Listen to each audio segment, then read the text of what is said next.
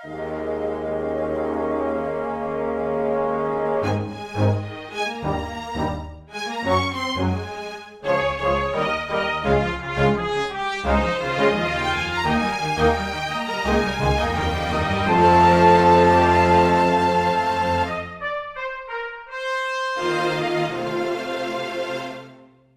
everyone. Welcome to Weekly Manga Recap. It's October the 16th of 2024. I am Nick with Quinn, and we are back at our usual time, everybody. Isn't this nice? It was It's Wednesday again. It was terrifying being on Sunday, to be honest. I know I had like a whole little bit on Sunday's episode, like, this is really just a second home when you think about it. These are all the old stomping grounds. But now that I've returned to the security of Wednesday evening, anything else is truly horrifying. It's like when you go back to your old house after you haven't been there for a while, and everything's a lot smaller. Yeah. And also, either the place has gone to shit because it hasn't been taken care of, or it's been gentrified, so it's too well taken care of. And it's like, this isn't right anymore. Where are all the rusty nails in the playground? Yeah. This isn't home anymore. When I was on the market for this place, I ended up looking at a home that was pretty close to my childhood home. And in the area are basically just a bunch of like Cape Cod style houses that essentially have all the exact same layout. Mm-hmm. So I went toward that, and it was basically like touring my childhood home, but everything was weird and different and like empty. And I was like, I don't like this. Is terrifying. Yeah, I did grow up in one of those kind of neighborhoods where all the houses were at least mostly similar to each other. And so there were one or two times when I like visited a neighbor, and it was like, this is like my house, but if like everything in it was different. It's like somebody else moved into my house. It's very not right here. Yeah, it's very, very unnerving. That's where you're like, did I like walk through a mirror or something? Like, what happened? So it's been a weird time, especially for me. If you guys missed the Sunday episode, you may not know about the stuff that I've been dealing with, which has involved hurricane. Still hoping that things are going better for the people who were more heavily affected by it than I was. There were people who I was getting notifications of getting power back like yesterday after the storm blew through like Wednesday evening. So, and that's still like not as bad as I've seen it be before. In terms of how long it takes to get power back sometimes after a storm like this. And then on top of that, businesses being closed, people not able to get money and stuff. So it sucks. But we're trying to get back to normal. And one of the ways that we do that, especially on this show, is by talking about manga, dumb manga, sometimes great manga, but a lot of times dumb manga. We do talk about some dumb manga literally every week. So... do you think there's ever been a week where we've had like every chapter was great? Oh, absolutely. We did. Especially like earlier on when it was just the stuff that we liked. So I don't know. If you look back at those old episodes, Naruto and Bleach were in their final points. You think there was a week where both of them had a good chapter? There must have been. Statistically speaking, but two of the greatest, most successful shonen manga authors ever must have at some point had two good chapters on the same week. Theoretically, it would have had to have happened. There's an episode called Greatest Week Ever. Okay, there we go. I guess go look up the episode called Greatest Week Ever, listen to it again, and then let us know if you were like, I think you've actually had better weeks, Quinn, or if you were like, even that one had it still had like an Eden Zero chapter in it or something like that. Mm-hmm. I have a hard time going back to a certain point in the podcast if I want to listen to all stuff, because it's like, all right, I used to just do this on like my headset or something like that. So much worse quality. Yeah, I wouldn't know what it's like to go back to listen to old episodes of this podcast and be like, things are different. Nope. Should we talk about manga though? I mean, is we that could a thing not. we want to do? We could absolutely not. I could talk about X-Men instead, Nick. I've been reading the Long Shot miniseries that he debuts from. I Um, I've just come from watching an episode of X-Men Evolution before we started recording for this. oh my god, we could do an X-Men cast. Okay, Nick. In between every chapter, we'll talk a little bit about X-Men and then we'll God, transition it into the next chapter. that sounds like a challenge. Let's do it. Sure. Okay. All right. Can we do that? Can we do that 11 times? The more important thing will Quinn's dumbass remember this bit Right. This by bit. the end of Undead Unluck. So this is Undead Unluck number 226, Apocalypse. Now that's a great start. Apocalypse is already a character in X-Men. So that's gonna go and well. just like the X-Men Apocalypse, this chapter makes you feel sad for Apocalypse, right? You know, interestingly, Apocalypse has briefly been a good guy in the Marvel Universe recently. I know that he was like on the Krakoan Council Yep. for a bit. And I know that there was like some sort of origin story comic that he got not long ago as well. So that's not too shocking to hear. Now, I think he might be evil again, or Probably. His name is Apocalypse. yeah. So I just hey. Anyways, the chapter. We shouldn't get distracted. We'll talk about Apocalypse later. Absolutely. Because we got to talk about this Apocalypse first. Anyway, we start the chapter with like a snapshot of all the different fights that are going on against the Master Rules. And then we jump back to where we were last chapter. Julia charging into Apocalypse saying, hey, I'm going to take those memories ingrained in you. And she gives her whole fucking Monkey D. Luffy name. I, Julia Eusticia. Because, as I remember, the names are all fun puns sometimes. Very amusing ones. And Apocalypse does seem to react to that, to the name Julia, and her using the name Julia. We see a brief little flashback of Fuko basically explaining the plan to Julia, which is like, hey, we're going to hold these guys back as best we can. It's not going to be for very long, but we're going to do our best. And we need Injustice to do this, basically, to take out these satellites. So you need to find the round table, you need to touch Apocalypse, and it'll trigger Injustice's manifestation, and you'll get to see those memories. Fuko also adds, the reason I'm not using Remember is because it's impossible for me to really recreate Miss Juez's manifestation that was so long ago in a world that's nothing like what ours is anymore. So I think the only chance we have of you manifestation is if you remain yourself and then touch Apocalypse and get the memories needed. So which implies that the whole like, oh, you've got to use Remember on Julia may have been kind of a gambit by Soul and the others of like, it won't actually work, and this will actually cost them the chance to get justice, the one thing that can actually stop us at all. Yeah, as we see later in the chapter, it does seem as though Soul is very concerned about Injustice and does not want it to show up by any means necessary.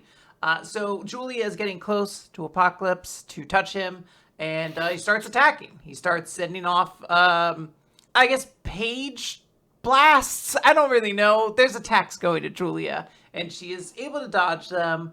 But she's like, oh, what am I going to do when I get close to this guy? And as she does it, she sees Apocalypse's vision of justice, which summons UMA Burn, which she's like, yep. I thought this guy was captured. Hacks! And she's like, oh no, this is like, maybe it's just a fake, but she's like, but he's gotten stronger, so Apocalypse maybe can just materialize them. It's irrelevant though, because Engine lands and is like, hey, unburn. And he basically hard counters Burn. Spoil is there to also attack, and then Ishin lands. So a couple members of Union, I guess, foresaw this happening and came down to protect Julia a little bit. Yes. But Apocalypse, as he's kind of floating there, starts getting like a telepathic message from Soul, who's just kind of watching from his little fucking seraphim bubble. He's just like, hey. Kill her. Yeah. He's like, look, he used to use like kind of like impossible quests that made them like struggle and panic and everything. But fuck that. It doesn't matter now. Never mind the rules of the game anymore. Kill injustice, like end injustice now. That is your final job. That is your final quest. And Julia looks like she's about to go into the maw of this creature. Like it is, Apocalypse's mouth is gigantic at this point. Looks like she's going to get swallowed whole. But instead, it just bites her arm really, really bad. Her right arm gets stuck in Apocalypse's teeth, and it seems horribly painful. It seems like her arm should be fucking goo. It should be. It feels like it should be severed. The teeth are individually as big as she is. Yeah. The fact that Apocalypse over only bit Julia's arm is quickly proven to be a surgically precise job on his part. Yeah, and also the teeth have like a shine to them, so it almost looks like there's kind of like they're metal or something. Like it's just one of these things that you're like, you look at and you're like, oh yeah, her arm is definitely severed. But later in a chapter, it seems to be one piece still. She's fine. I don't want to say fine. She might still be like, my arm's fucked up. The same way Chikara can't see, at least for the time being. Like we'll see if this sticks, But Julia, like a bunch of people are concerned. They're like, oh my gosh, Julia's been attacked. But she's like, no, don't worry. I believe in mine and his vision of justice. Because you could have killed me in one bite, right? Apocalypse, like you could have just swallowed me up. So, like, why? And that's what Apocalypse is saying. Why? Why do you all persevere? Sorry. Why do you get stronger? Why don't you ever surrender? Why do you do this? And as he's saying this, he is being reminded of presumably when he asked this question in the past. And Juez is answering, saying, will the people grow along with the quests?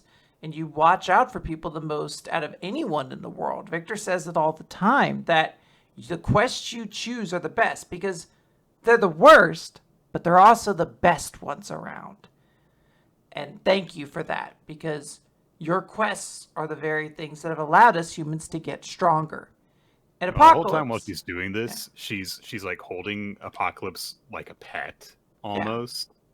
Yeah. I mean, it's the way you would hold a book, but there's something very tender about the way she's holding him. Oh, yeah, absolutely. And it seems like a very genuine expression of like, thank you. Your quests have all made us stronger. Like, we would not have gotten here without you, basically.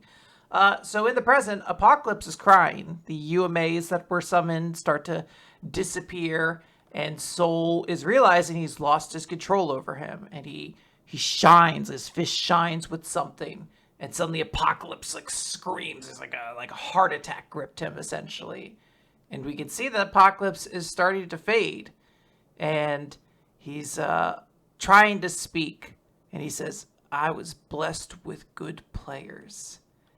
An infraction of this game's rules, I will not stand for it. And he says to Julia, quest successful, take it.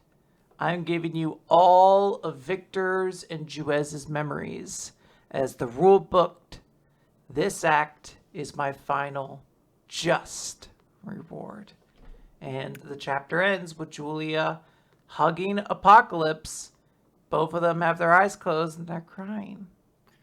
Yeah, this was an unexpectedly very heart-wrenching chapter. That one panel of Apocalypse shrunk down to his normal size and crying in Julia's arms is really effective. The image of him going from big monster with two tongues mode to tiny little book curled up in Julia's arms is a very good contrast. And, Apocalypse has been a character that we've seen for a very, very, very long time now. Yes. Always, sometimes a dick, obviously, but often very comical. And to see him have this moment, it feels right. It's like, yeah, this is a guy that did have this bond with the players in the Union.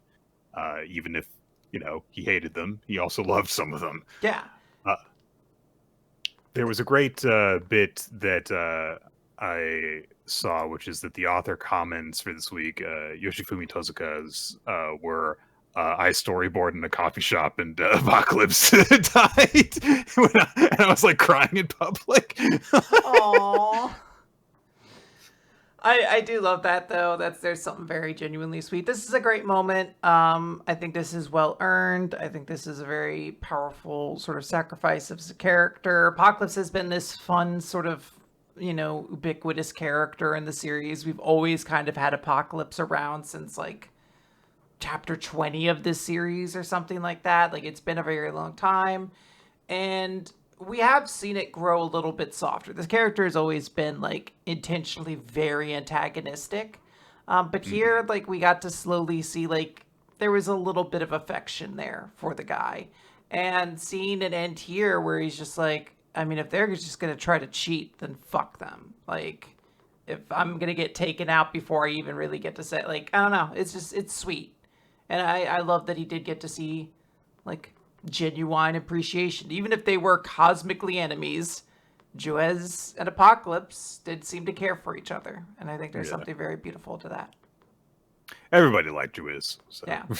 Now, this is all, of course, referring to Apocalypse, the Undead Unluck character. Apocalypse, the X-Men character, strictly different. Not a book. Is actually not a book. One of the first details about him I would probably mention if I was to compare him to this Apocalypse. Second one, blue. So that's like I mean, we don't canonically, I think, know Apocalypse's color. I'm sure we do, but I'm just going to say for the sake of this that we don't. And the third detail, of course, he's not an X-Men character in a comic book. This is Japanese manga, actually. Now. Right. Yeah. That's gonna. I feel like we can just kind of like copy and paste that one each time. If we're gonna do this. Yeah. Well, it is worth noting, Apocalypse, I believe, has taken on a new herald. Do you know Douglas from the New Mutants? No. Okay, well, you should. He's an important character of the New Mutants. I believe he is like the new disciple. His name is like Revelation. He looks very silly. Douglas is important. He is the character Cypher, a member of the New Mutants. Those are like X-Men characters who go to school, Nick. And if you were to go to school, imagine the kind of shenanigans you would get into at the X-Men School Festival. Not unlike the school festival going on in Blue Box Chapter 168. This is who I am. Nailed it. Mm-hmm. Nailed it. Absolutely wonderful. Well done. By the way, Apocalypse is blue. You know what else is blue? Blue Box. Chapter 168. Damn, that was much easier. Yeah. You're like, yeah, I hopped the fence to cover the same distance. Nick, don't you understand? I landed the plane on the Hudson River. You're like, I just took the subway. I just took the subway. Chapter 168, this is who I am.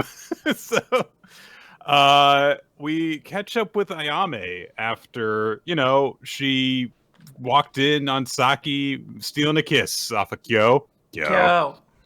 And she's still got all the drinks with her. And she's like trying, I guess, to make good. I was like, you don't need to drink all of them right now. Well, I guess she does, because she's got to like go back to the school festival. Yeah. So it's not like she could just like take them home with her. She'd have to put them somewhere. Yeah, she doesn't want to throw them away. But she's eventually, I think, like, it looks like 2 or 3 bottles in. And she's like, fuck, okay, yeah, I can't actually finish these. It's a lot harder to drown your sorrows in energy drinks and juice, my girl. It's okay. She also, like, first off, she does say, is like, oh, I'll give the rest to, like, Hina and the rest. Yeah. But she also is thinking about, the moment of freaking walking in on Saki kissing Kyo, and it's like, yeah, it wasn't good for me to see that. But she also overheard part of the conversation, including Saki saying, oh, I know that you liked me. And she's, upset over it, clearly. And she's like, yeah, God, that girl must be a big deal for someone like him to fall in love with her. And if I were hanging around him now, would I just like be a nuisance? Because I'm like, I sort of like you. And I can't like just go after him because like she's in the picture. So she kind of settles on it there because she's like, Kyo's always like kind of indicated that maybe but there's never been anything concrete about how he feels or whether he specifically knows how I feel or any of that. I guess I didn't like him enough to overcome any obstacles that got in the way. That's not how it works, and it's okay that you don't know that. Yeah. So she's like, all right, well, maybe I'll go like get something to eat. But at that moment, Takasago comes by and he's like, oh, Maria, yay, yeah, you're here. And he's like, you want some bread? Because somebody gave me some bread. And they have a little bonding moment because it's like it's like pond bread that's shaped like a bear head. And he wants to split it with her. So he just rips the bear's head in half. And she's like, oh my God, what's wrong with you? You're an animal.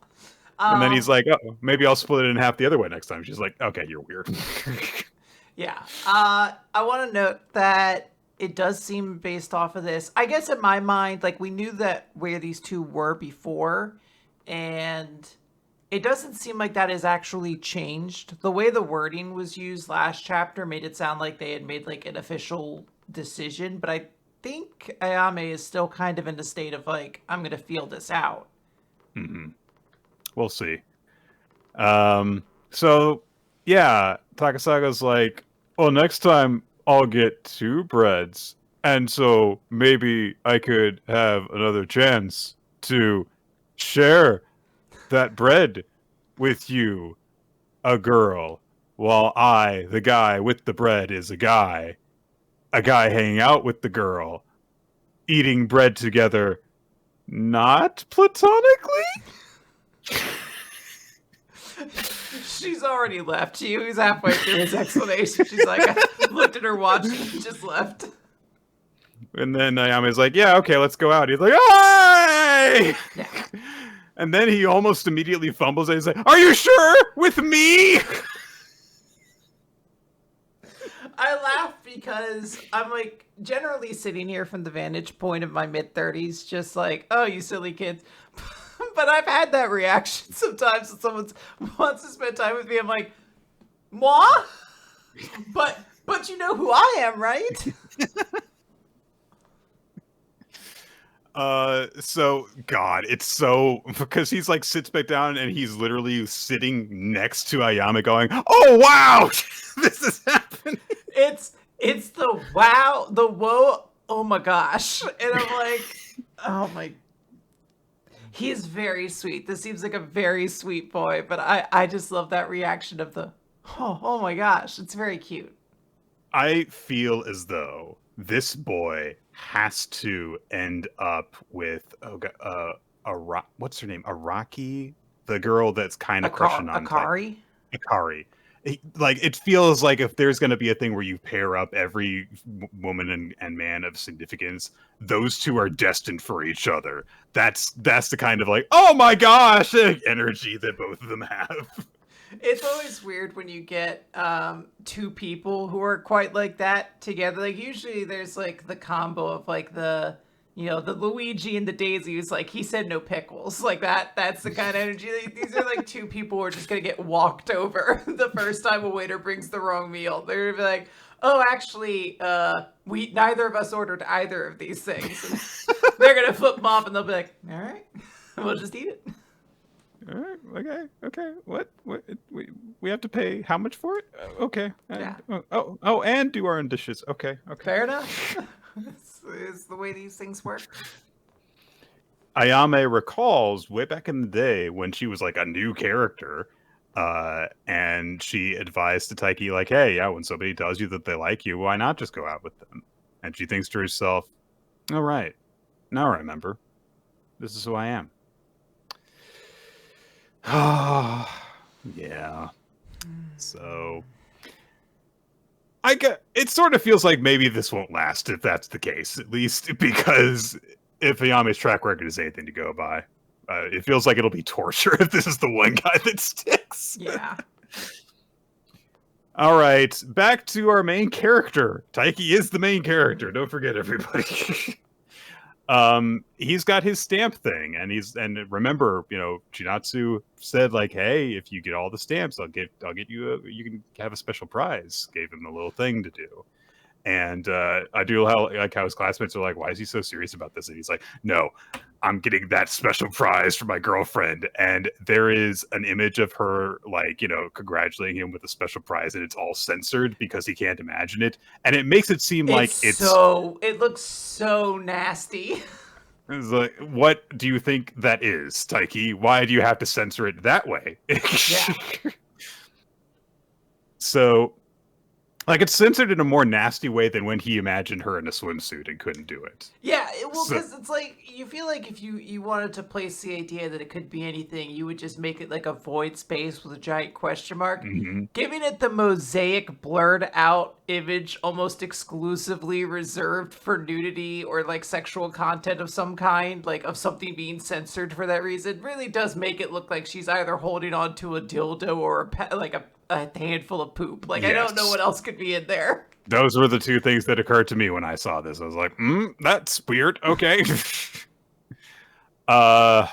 So Taiki's terrible classmates that we were introduced to earlier start to politely harass him.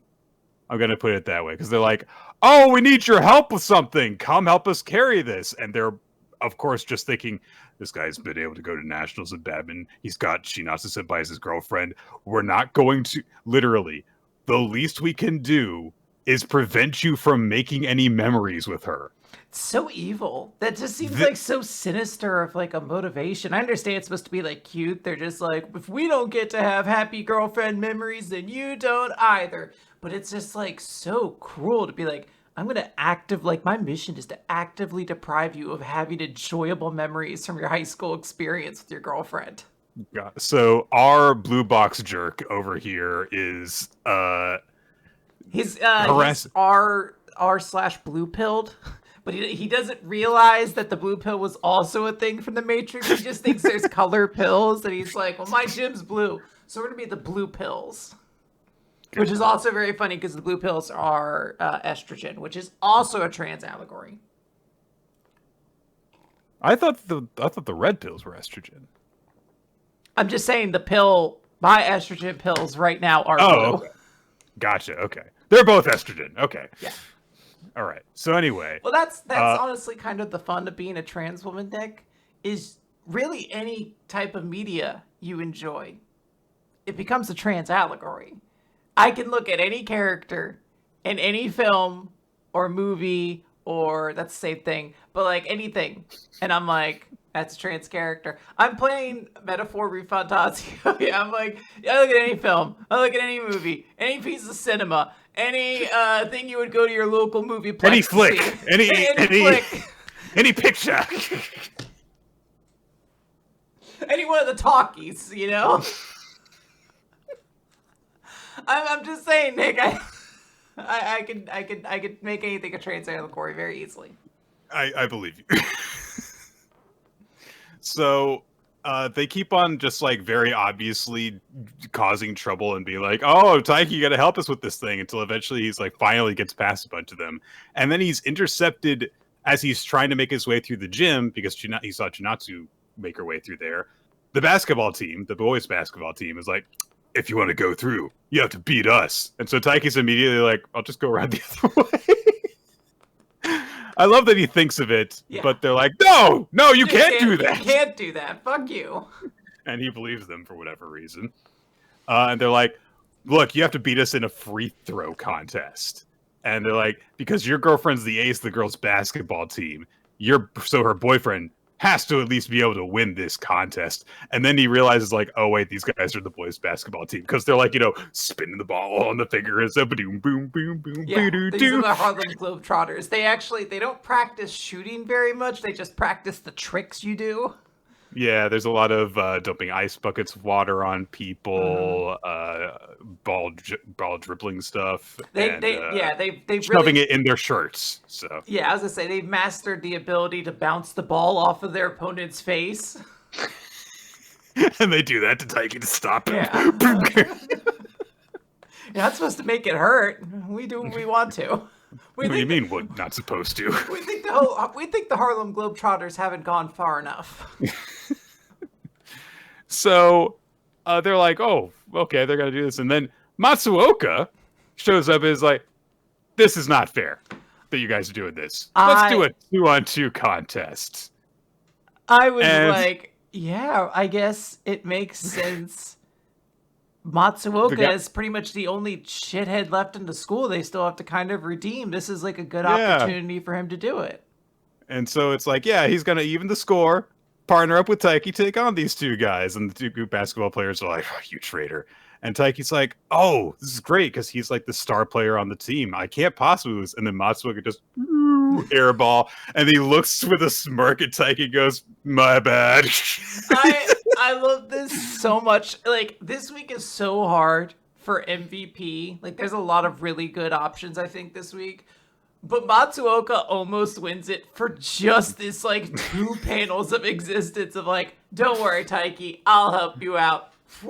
Oh no, my hand slipped. He's like, fuck you. You always sucked, you stupid dickhead. So, yeah, not only does Taiki have to beat these two guys on the basketball team at a free throw contest, but he has to beat them both. He's got to do twice as many of them together.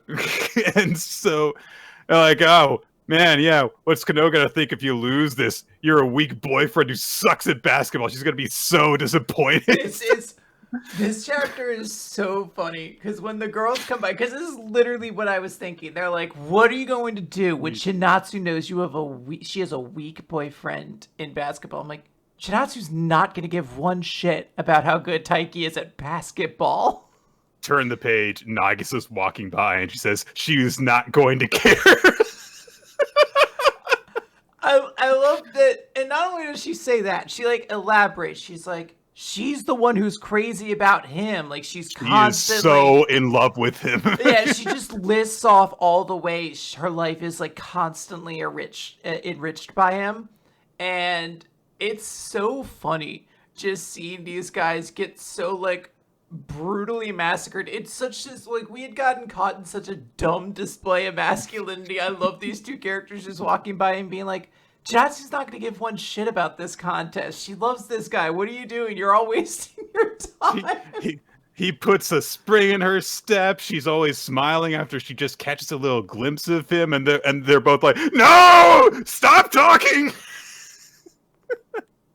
And they lose the will to beat Taiki in this contest. They're just like, I miss every free throw. And Taiki's just like, boop, wins.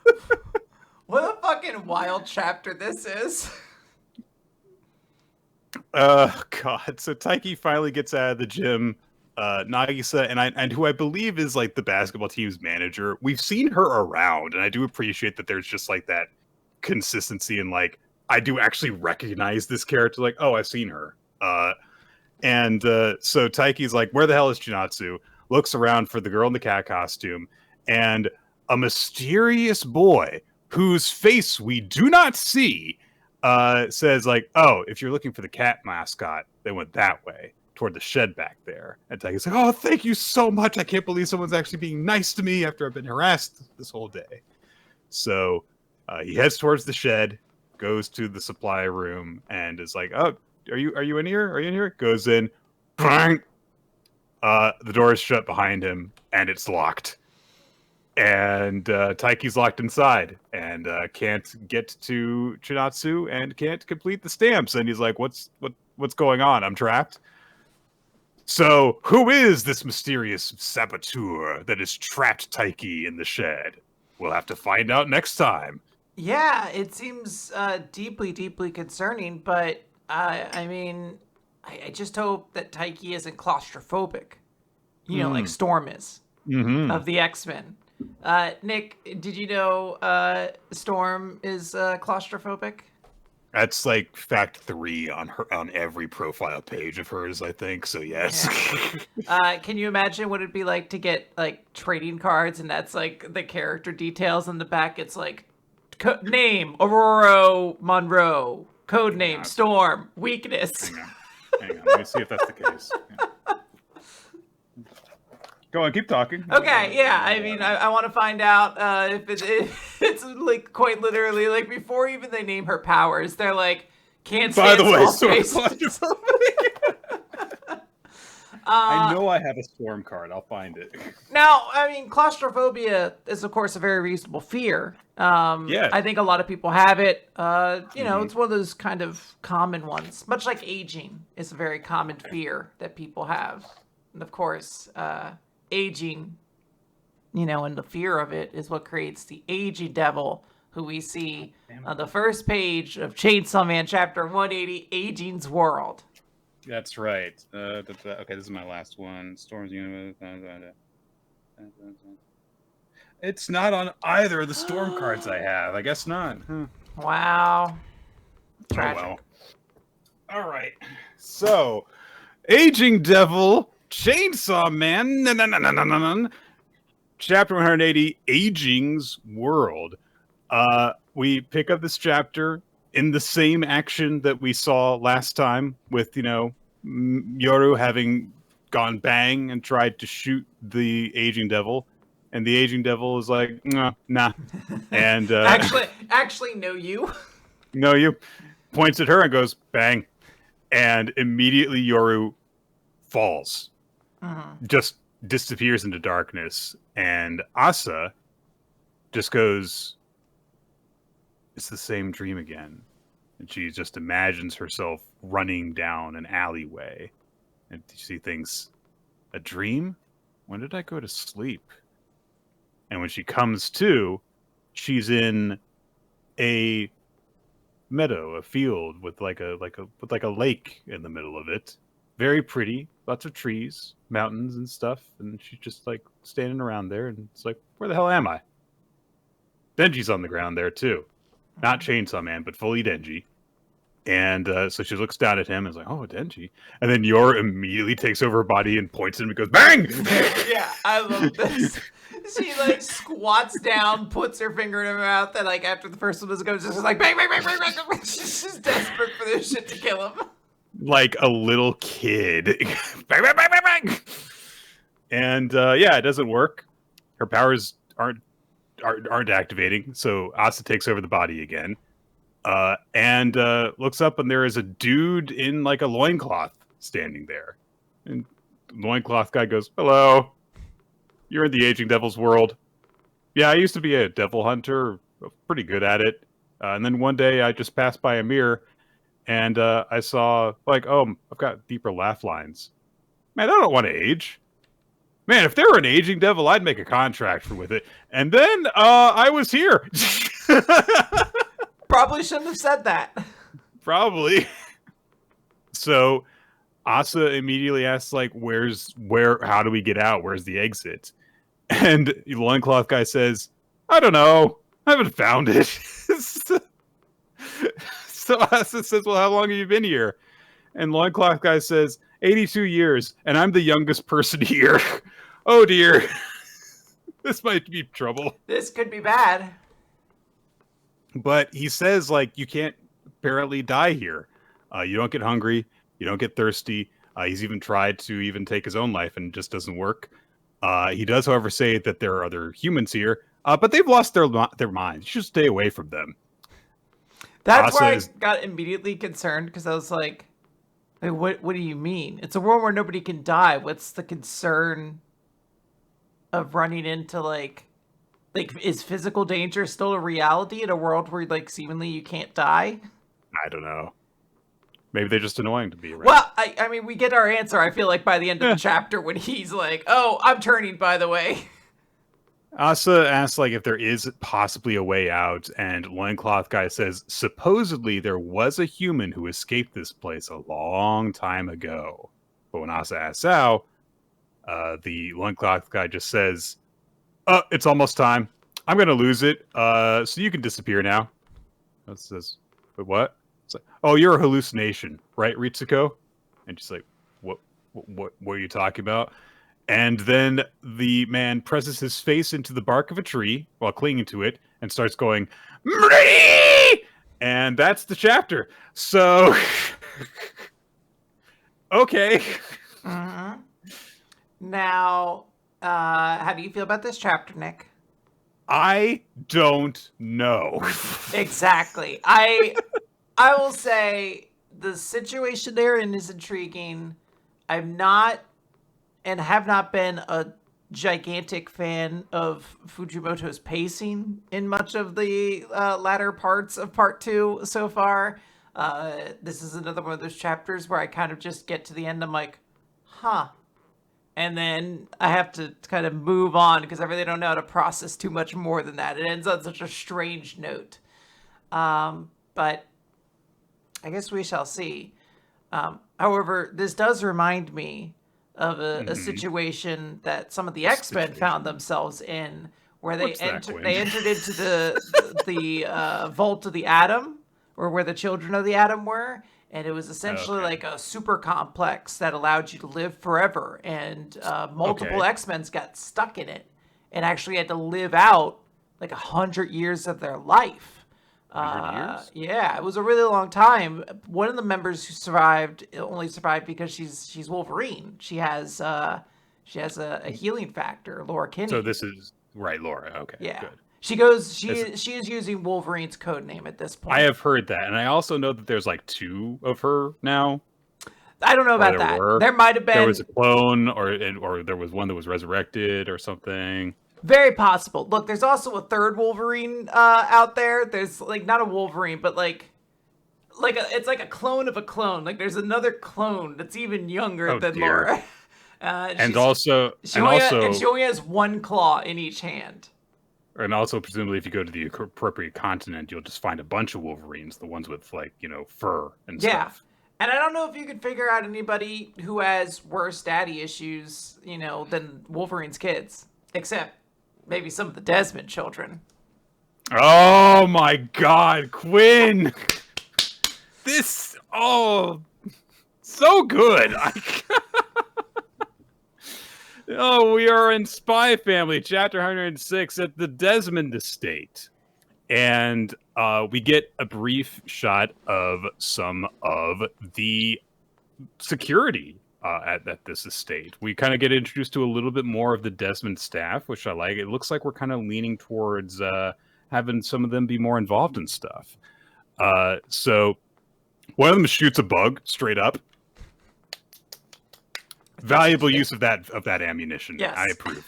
So, but one of the others says like, "Yeah, I get that you're on edge because haven't you heard?" Ooh.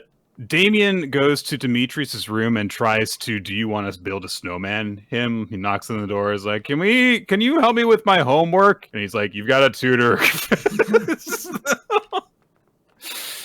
So Damon's like, "Okay, sorry." And he goes outside. A doggy runs up and headbutts Damien into the pond.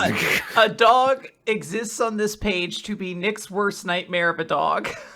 Oh, just like running up to you, happy to see you, Full and instead tackles you. Yeah, a dog that runs up to you full speed to headbutt you. Yeah. It's like, what are you doing? The dog also has a name, Max. So, Yes. But Damien is like, it's okay, and he gives Max a head pat, and Max is a good boy. He's got blank eyes and goes head and tail wags and stuff. But it's the same security that we saw before, and they say, "Oh, I'm sorry that you wanted to go outside because now you're all soaked." And Damon's like, "Who cares?"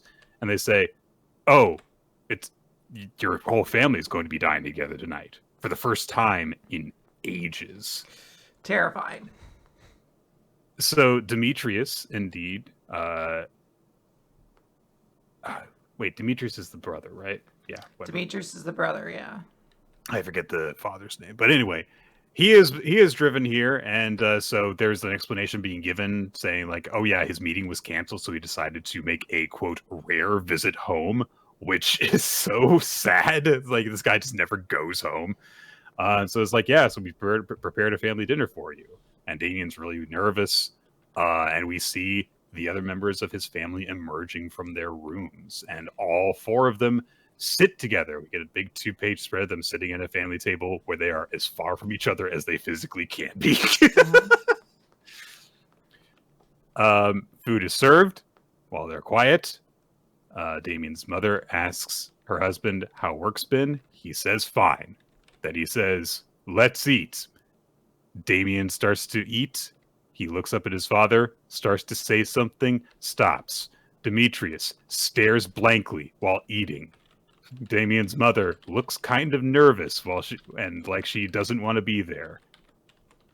Damien's father stares and stares and stares and stares and stares. Damien starts to say something finally when it looks like food is basically all done. His father goes, They stop. Damien looks at his mother, who looks away. They eat more. There's an image of them eating in a void, entirely separate from each other. It's very intriguing because everybody is like responding to this like, oh my gosh, this is very, very uncomfortable. I have a slightly different experience with this, which is like, this is very uncomfortable. This is reminding me though of a movie called The Humans, which is essentially a horror movie about just an incredibly uncomfortable Thanksgiving. And I connect in that same way. It's also this like something that like turns just the terror of a conversation into something that's like actively like brings dread, like something actually actively like dreadful. You're like, it's so uncomfortable. You guys are like clearly not okay with each other, but no one's saying anything about it. Why are you doing this? So they're all eating for a nice family dinner. Nobody's talking until Demetrius finishes his meal, wipes his lip, sits up, and his father says, "You may be excused." Demetrius leaves the table. His wife says, "I'll excuse myself too." Leaves. Damien's father cleans his plate and goes, "This has been a most worthwhile evening." Yeah, he seems so excited. He's like, "This day was great. This is great. Great day, family." And he says to Damien, "Make sure to chew your food properly. It isn't healthy to rush." And he leaves. And only when he is like out the door does Damien finally go, "Yes, father." Oh, this poor kid. But he says to Jeeves, it was attending him, like, "What did he mean by like a worthwhile evening?" And Jeeves says, "It meant your father enjoyed being able to have a meal with all of you. Is that not what you thought?" And Damien just kind of goes, "Yeah, I guess that's it." And that's it. That's the chapter. Uncomfortable chapter, definitely. It's really sad seeing Damien try to speak up. It's one of those moments that really makes you wish that Anya were able to be here so she could help. She would destroy this mood. She could help bridge that gap, of course, being able to read minds. Now, Anya's not the only one who's able to read minds, Nick. No. I'm sure you've heard about a great many mutants who can read minds. In fact, mutants with psychic powers tend to be the most common ones in the X-Men because telepathy is kind of an easy utility player kind of thing. Yeah, plus like telepathy just seems to be something that like you need to be able to combat. Like if your team's weak to like telepathic moves, you're just kind of fucked in the X-Men universe. But like weird amounts of characters will sometimes have like psychic abilities. Like I was reading a Longshot comic earlier today, and Longshot I found out has like psychometry, which is where like you were able to read the psychic energy off of items. And I was like, I don't remember him ever having this ability. I always just remembered he's lucky. Like that's all I really remembered about this guy. That is absolutely this character is getting their solo comic. I need him to have more powers. Well, this is the introduction to the character. He's never done anything before. This introduces him and Mojo, because in the process, it's also revealed to us that Longshot is not like a real person. He is like an artificial construct created to work in Mojo's world, to be an antagonist. Not unlike what we find out the police characters in this week's chapter of Astro Royale are as well. Wow. Okay. I am impressed. By the way, this chapter is very good of Spy Family, and I just wanted to indicate that, especially because like this is the kind of chapter that you kind of can't afford to do unless you're confident in your manga's success and position, because like nothing happens in this, and for me it's like this was great, nothing happened. Because it's like this is such good character development, but in a way that would be horribly boring if your audience was not already invested. Yeah. Anyway, Astro Royale, as you were saying, chapter 25, Reiri Yotsurugi. So, Kinpa turned invisible and kicked Himuro in the head. And she kind of just stops there. She's like just kind of standing there and she goes, "Mom, I kicked his butt for you. He has a gun, Kinpa. You should keep kicking him until he stops moving." No. He's like, ah. And she's like, well, now you've been defeated. You'll no longer harangue us now that you've been kicked real hard in the neck. You'll know not to do that again. Oh man, it's a good thing that we have all these people on Hibaru's team who do hand-to-hand fighting. So, but one of Himuro's underlings says like, "How dare you!" And so both of them step forward. The large scarred man holds up an astro and goes, "Kraken!"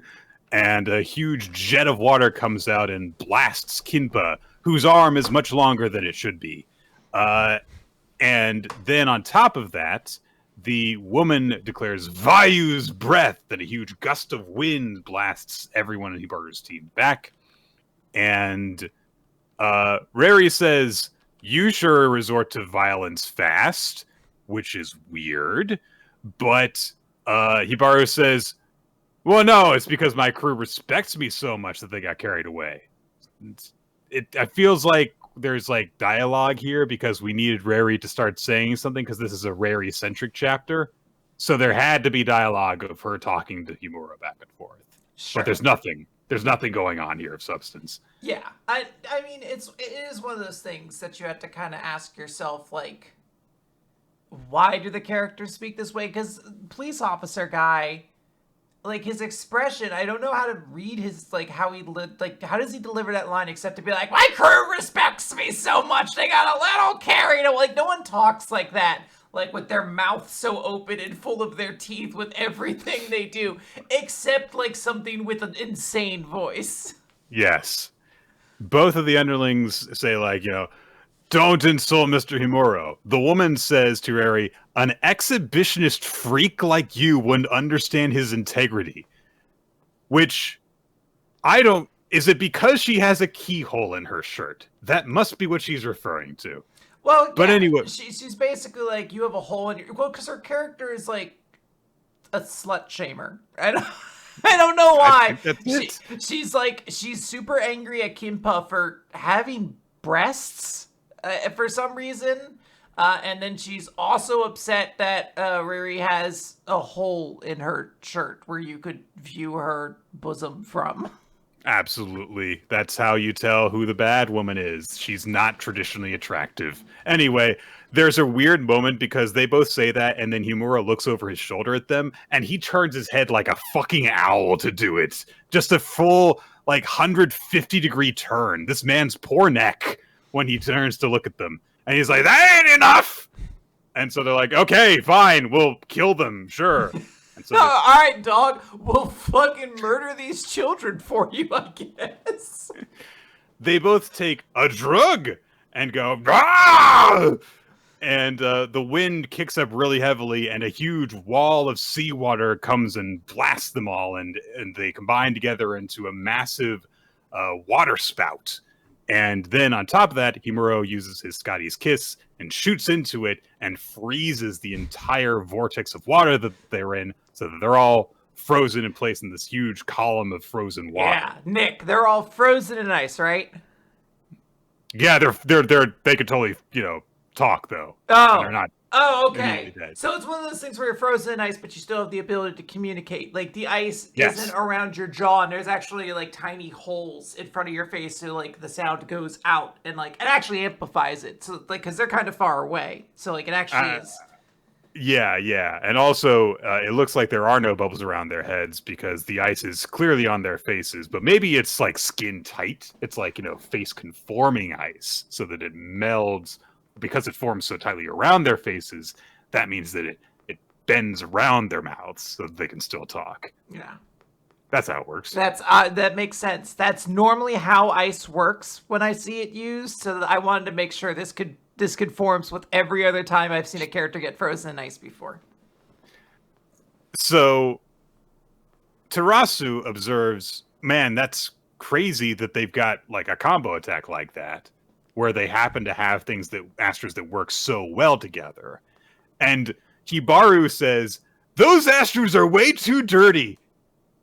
All right, Mr. Yakuza, Mr. Let's have a clean fight, I guess. Yeah, like, what the fuck, numbnuts? Like, why do you have an issue with this? Why are you like, now you guys aren't playing by the rules? Like, what fuck, aren't you a Yakuza? Ain't like the laws of the street, just whatever they are? Like, it just seems weird that he takes like a stay, he's like, hey, your shit's too powerful. They're like, I don't know, fuckhead. Maybe when the fucking magic fucking stone was flying overhead that let us all get wishes, you should have wished for a cool superpower instead of being able to punch people real hard.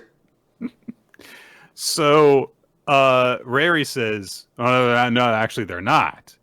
And because she's caught on to something, and now everyone looks and sees that both of the underlings have like blackened eyes, and there's like cracks coming through their skin out of their eyes.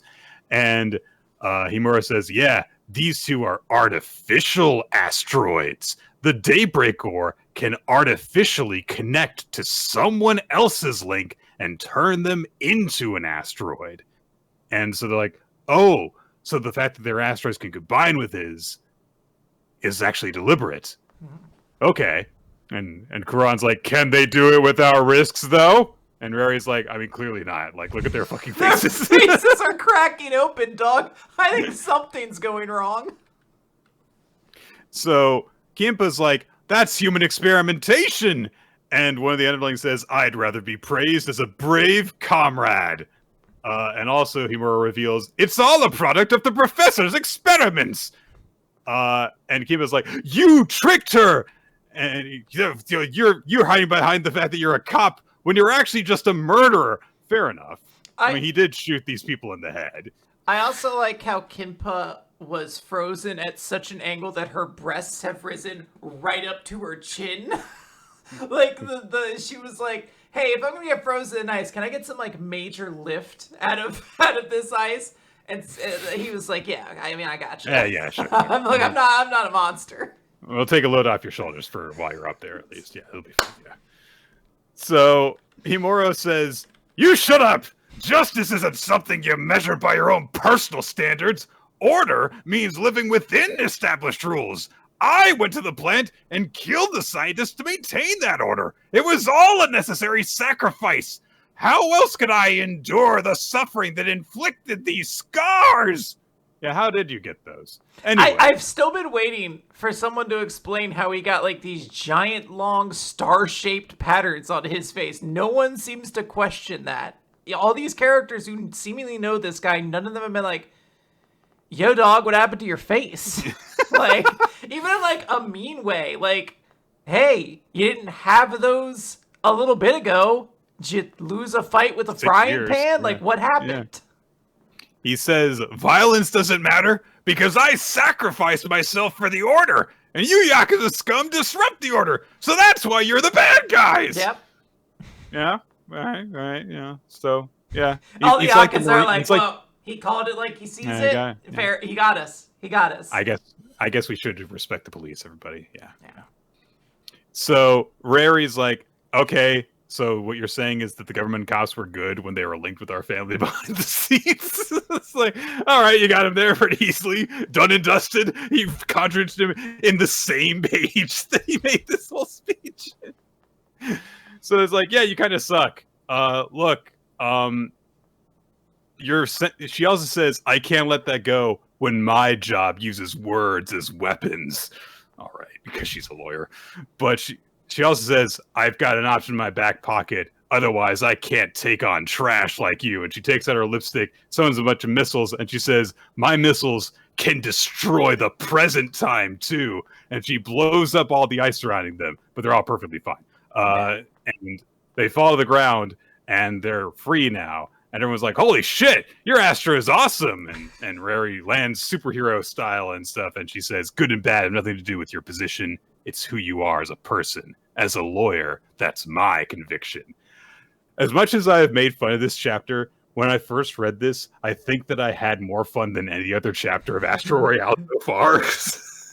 I mean, it's kind of cool. Like, I don't hate it. I also like that they were like, look, we want to give this character utility-based power, but utility-based powers kind of suck in a battle manga. Like, those characters don't get to do a lot because there's only so many ways you can utilize, like, a utility-based power in something where ultimately punching your opponent is the best thing. So the notion that she can also just shoot missiles makes me think, like, okay, maybe this character will get to show up a little bit more. Like, it's certainly a more actionable move or whatever.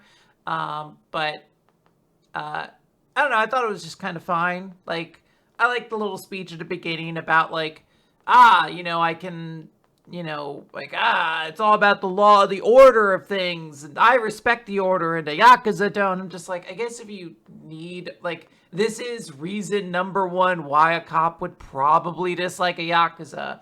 So I thought that was fine, but I like just hearing a response of like, nah, it's kind of like the content character. I mean, this series isn't really saying like ACAB or anything like that, so I'm not going to get on the side of like, woo, but, it's just the character told a cop to go eat shit and die, and I'm kind of okay with that. And it is like, it's the appropriate kind of moral stance for a shonen action manga to have, which is like, hey, just because you're part of the organization that it's lauded as the good guys doesn't mean you're a good person. Yeah. And it's definitely like probably the best, like, morally speaking, in terms of the fact that this chapter has a moral compass that you can actually point to and say like, oh, I followed all of that and I get where the good guys and bad guys stand now, as opposed to a lot of the confusion of like, yeah, the Yakuza and the cops sure get along, don't they? Yeah. In the earlier parts of the series. Now, Nick, how'd you feel about the ice tornado? I thought that it was okay. Yeah. I mean, it just kind of, happens. It seemed kind of cool, but I feel like Iceman could do more creative things with his ice-based powers, Yes. A character, by the way, kind of fundamentally a bit strange. Early on, he's the kid member of the X-Men. In the high vantage point of a character who's coded to be like 16, hanging around a bunch of characters coded to be 18. You're like, I'm not really reading like younger brother from you, really. More like just underclassmen, but fair enough. However, the character's gimmick is supposed to be like he's jokey. Like Iceman's kind of like a lighthearted goofball kind of character. Early on, it doesn't really like manifest that same way. Humor's just different. It really just kind of reads like he's a annoying complainer a lot of times. The more notable character trait is that he constantly cannot get a girlfriend. Like hilariously so. Like, he initially has feelings for Lorna, Magneto's daughter, when they first meet her, and he's like, this is my girl. Then Havoc shows up, and she's like, oh, I love Havoc. And Iceman's like, what the fuck? That happens in one episode of the 90s cartoon, by the way. It's amazing. It happens in, like, one issue of the comics as well. Iceman's just like, what the fuck? I thought we were a thing. And she's like, we were not. And every time a female character has like entered Iceman's proximity, it ends really embarrassing for him. Like he just like kind of gets dunked on. My favorite being when he's a member of the Champions and he runs into, they get like, they meet up with like a former Soviet superhero called like Dark Star. And they have to do this big mission where she has to like travel through like an interdimensional gateway that'll tear you apart, and she uses her Dark Star energy and she goes off to save everybody. And Iceman's like, no, I'm gonna go after her. And he covers himself in ice that almost kills him to like construct this so he can travel through this thing and end up on the other side. And then when he gets there, she's like, I don't like you. And I'm just hoping things go better for Iamori this week in Hima-Ten when he starts talking about his potential confessions and love feelings for somebody else. It definitely doesn't go that badly. I think that you have to be in an X-Men comic for it to go that badly for you, and this is not an X-Men comic. It's worth So, noting too, for people who don't know, Bobby Drake, Iceman, famously now a gay character. yep. At this time, this was like, the 60s and 70s I'm referring to. They didn't really have that context for the character yet, so it's a very funny in hindsight thing. But more specifically, a version of him from the past was brought to the future at some point. It's just how comic books are. And Yeah. a young version of himself is talking to Jean Grey. And she's like, I know you're not hitting on me. He's like, well, how you know that? And she's like, Bobby, you're gay. And he's like, what the fuck? She's like, I read your mind, dog. You're gay as shit. And you're like, Just such a weird violation, not just outing him, but the fact that she, without his permission, read his mind in order to get that information. it's also a response, which again, they're supposed to be like young kids, but it's her response. She's like, what? I mean, you're clearly super gay, right? I would like it if there, I don't know if this is the case, but it would be interesting if there were an exploration of like, maybe Bobby like deliberately was going for girls he knew he couldn't be with because of that. It's notable, like, again, it's why the weird, like, little brother of the X-Men thing doesn't work, because he and Hank would go on double dates back in the day. Like, you don't go on, like, a double date with, like, your kid brother if that's the energy you have. But that relationship, like, Hank and Vera stay a couple for a while. I don't remember. I think like Zelda or some shit is the other girl's name. She does not show back up after like the couple times they interact in the main story. Aww. Yeah. Let's go to Hima-Ten, chapter number 14, Shining Heroine! Midterms are over. Hooray! All that studying that Ian Mori was doing with Kanai, he managed to get through it all. He and Hima are both kind of hanging out afterwards, and they're both just like tired from taking tests and stuff. They're talking about things, and Iamori's like, yeah, I think that I did okay. But he also thinks to himself, oh, she's really been on my mind a lot lately, talking of Kanai. He meets up with Yokomizo, who I think has shown up one other time in this series to be our other male character that we've met so far in the class. And so, he's just kind of like talking about him, like, it's like, we're approaching like May of our second year of high school. We got to like study for entrance exams soon. We don't have as much free time. So Yokomizo's like, oh, you're going to try and go after Kanai? What? When did you find out? I was like, oh, first year of middle school. So hey, bud. It's like 4 years. It's pretty obvious. I don't know how to tell you. You're not keeping this on the down low. Yep. He basically just kind of like says to Iamori's face, like, yeah, you always just like would look at Kanai whenever you looked at the girls, although lately you've been paying just as much attention to Himari. Ooh. But I mean, that also just makes sense considering that freaking like they have a secret arrangement where he works for her, but whatever. Yeah. Also, Yokomizo indicates that Maya just told him all about everything that the two of them have been up to together. So she's a big gossip, apparently. And so, yeah, Yokomizo says, like, hey, you better go for it, because, like, that girl's really popular. It actually sounds like Mayu's been driving all the guys away for you. So, she weaponized her hyperactive annoyance factor, I guess. Hooray? Yeah. So Iamori asks, like, well, how do I approach her to try and start dating her? And Yokomizo says, oh, I don't know. I mean, you're the one who knows, the expert on romance. What are you talking about? Oh, so it turns out Himari is an expert on romance, I guess. I mean, so she's a very skilled person. Like, I don't know. I'm sure she's had dalliances in the past or something. Like, actually, I would be surprised if she has. She seems very busy for dalliances. She's too busy, yeah. So Yokomizo's like, oh yeah, he's got to ask you for advice on something. Bye! And then he runs off like Sonic the Hedgehog. And well, Nick, I don't want to correct you here. Sonic the Hedgehog, usually, you'd still be able to see at least usually a flash of the sneakers within the bubble itself. You want to... Sonic's shoes are iconic, man. Nick's like, Lil, we can have only one of your, like, neurodivergent hyperfixation references on this podcast. You chose X-Men this week. You don't get Sonic or Lost or any of that shit. So he runs off like Quicksilver. Did you know Quicksilver can run so fast he could fly? Really? How does that make sense? I don't think it does, but they did give him that power canonically in a period of time. God. So he runs off. Yokomizo does, leaving Iemori with Himari. And Himari's like, "I'm sorry, no, I don't want to like bother you with anything." And Himari says, like, "Oh, really? Because later I thought you were going to ask me for romantic advice about Honoka." And Himari's like, "Why do you think that?" And Himari's like, "Yeah, obviously I'm right because look at the way you're reacting." So bingo. Very cute. So the two of them sit down together, and Iemori's like, "Was it really that easy to tell?" And she's like, I mean, she gives herself credit. It's like, "Oh, I'm very insightful," but she also seems like, "Oh, yeah. So like, you've liked her for a really long time. You've just never asked her out." And he says, "Well, how was I supposed to?" And he says, like, she was like really, really cute back then.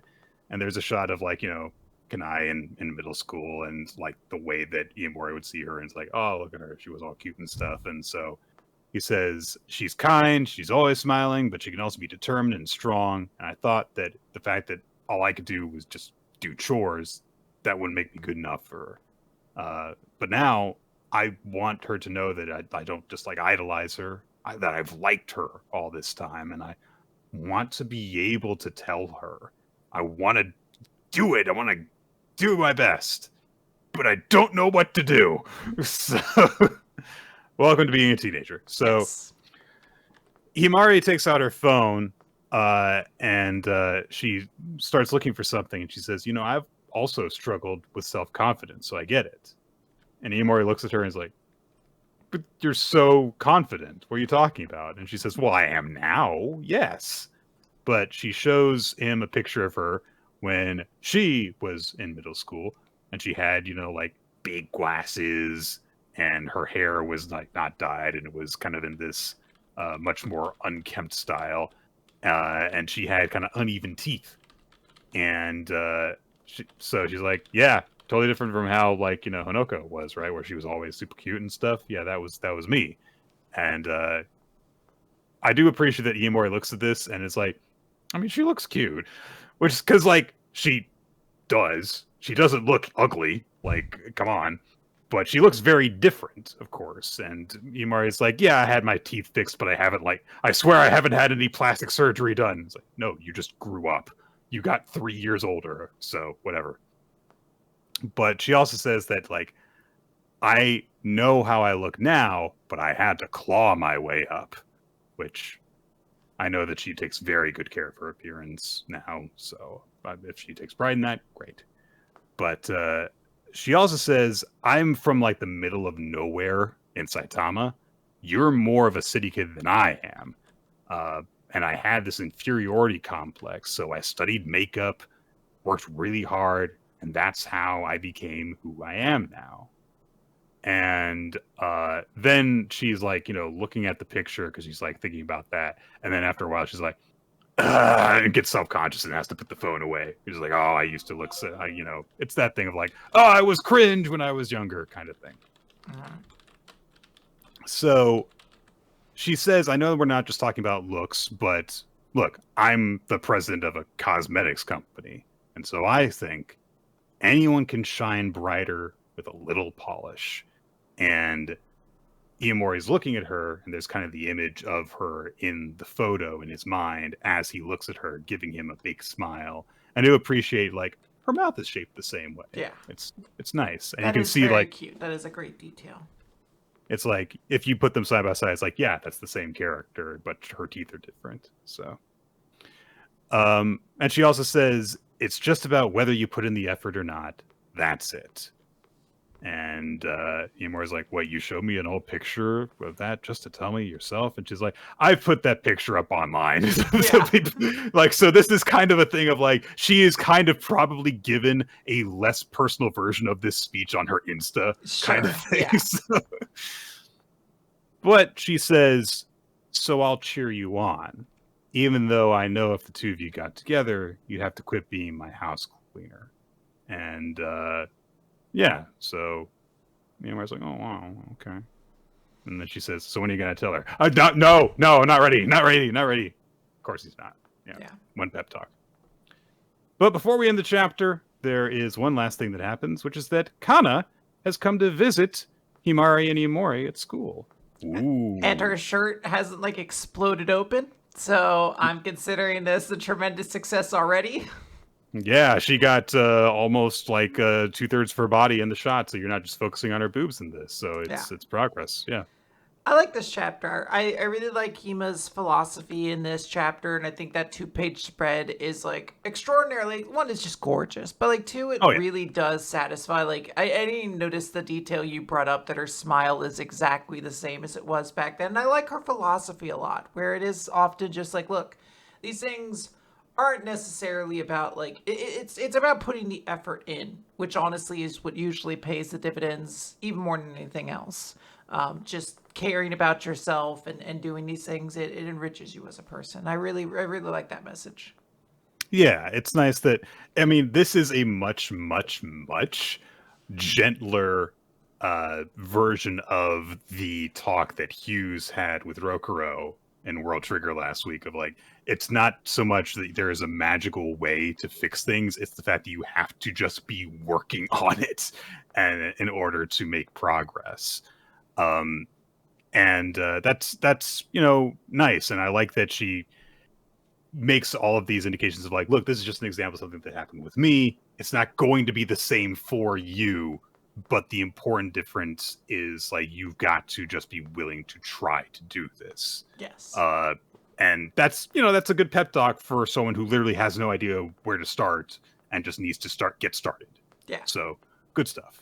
Yeah, I liked it a lot. And, characters are individuals who just like grow and change over time. You don't always start off one way, you make a lot of progress. Cyclops didn't always start the way he was, or he isn't the way he used to be. He used to be like very stick in the mud, very much like, I can't ever have relationships with people because my deadly eye beams will destroy them with even the slightest glance. He was very like driven by turmoil.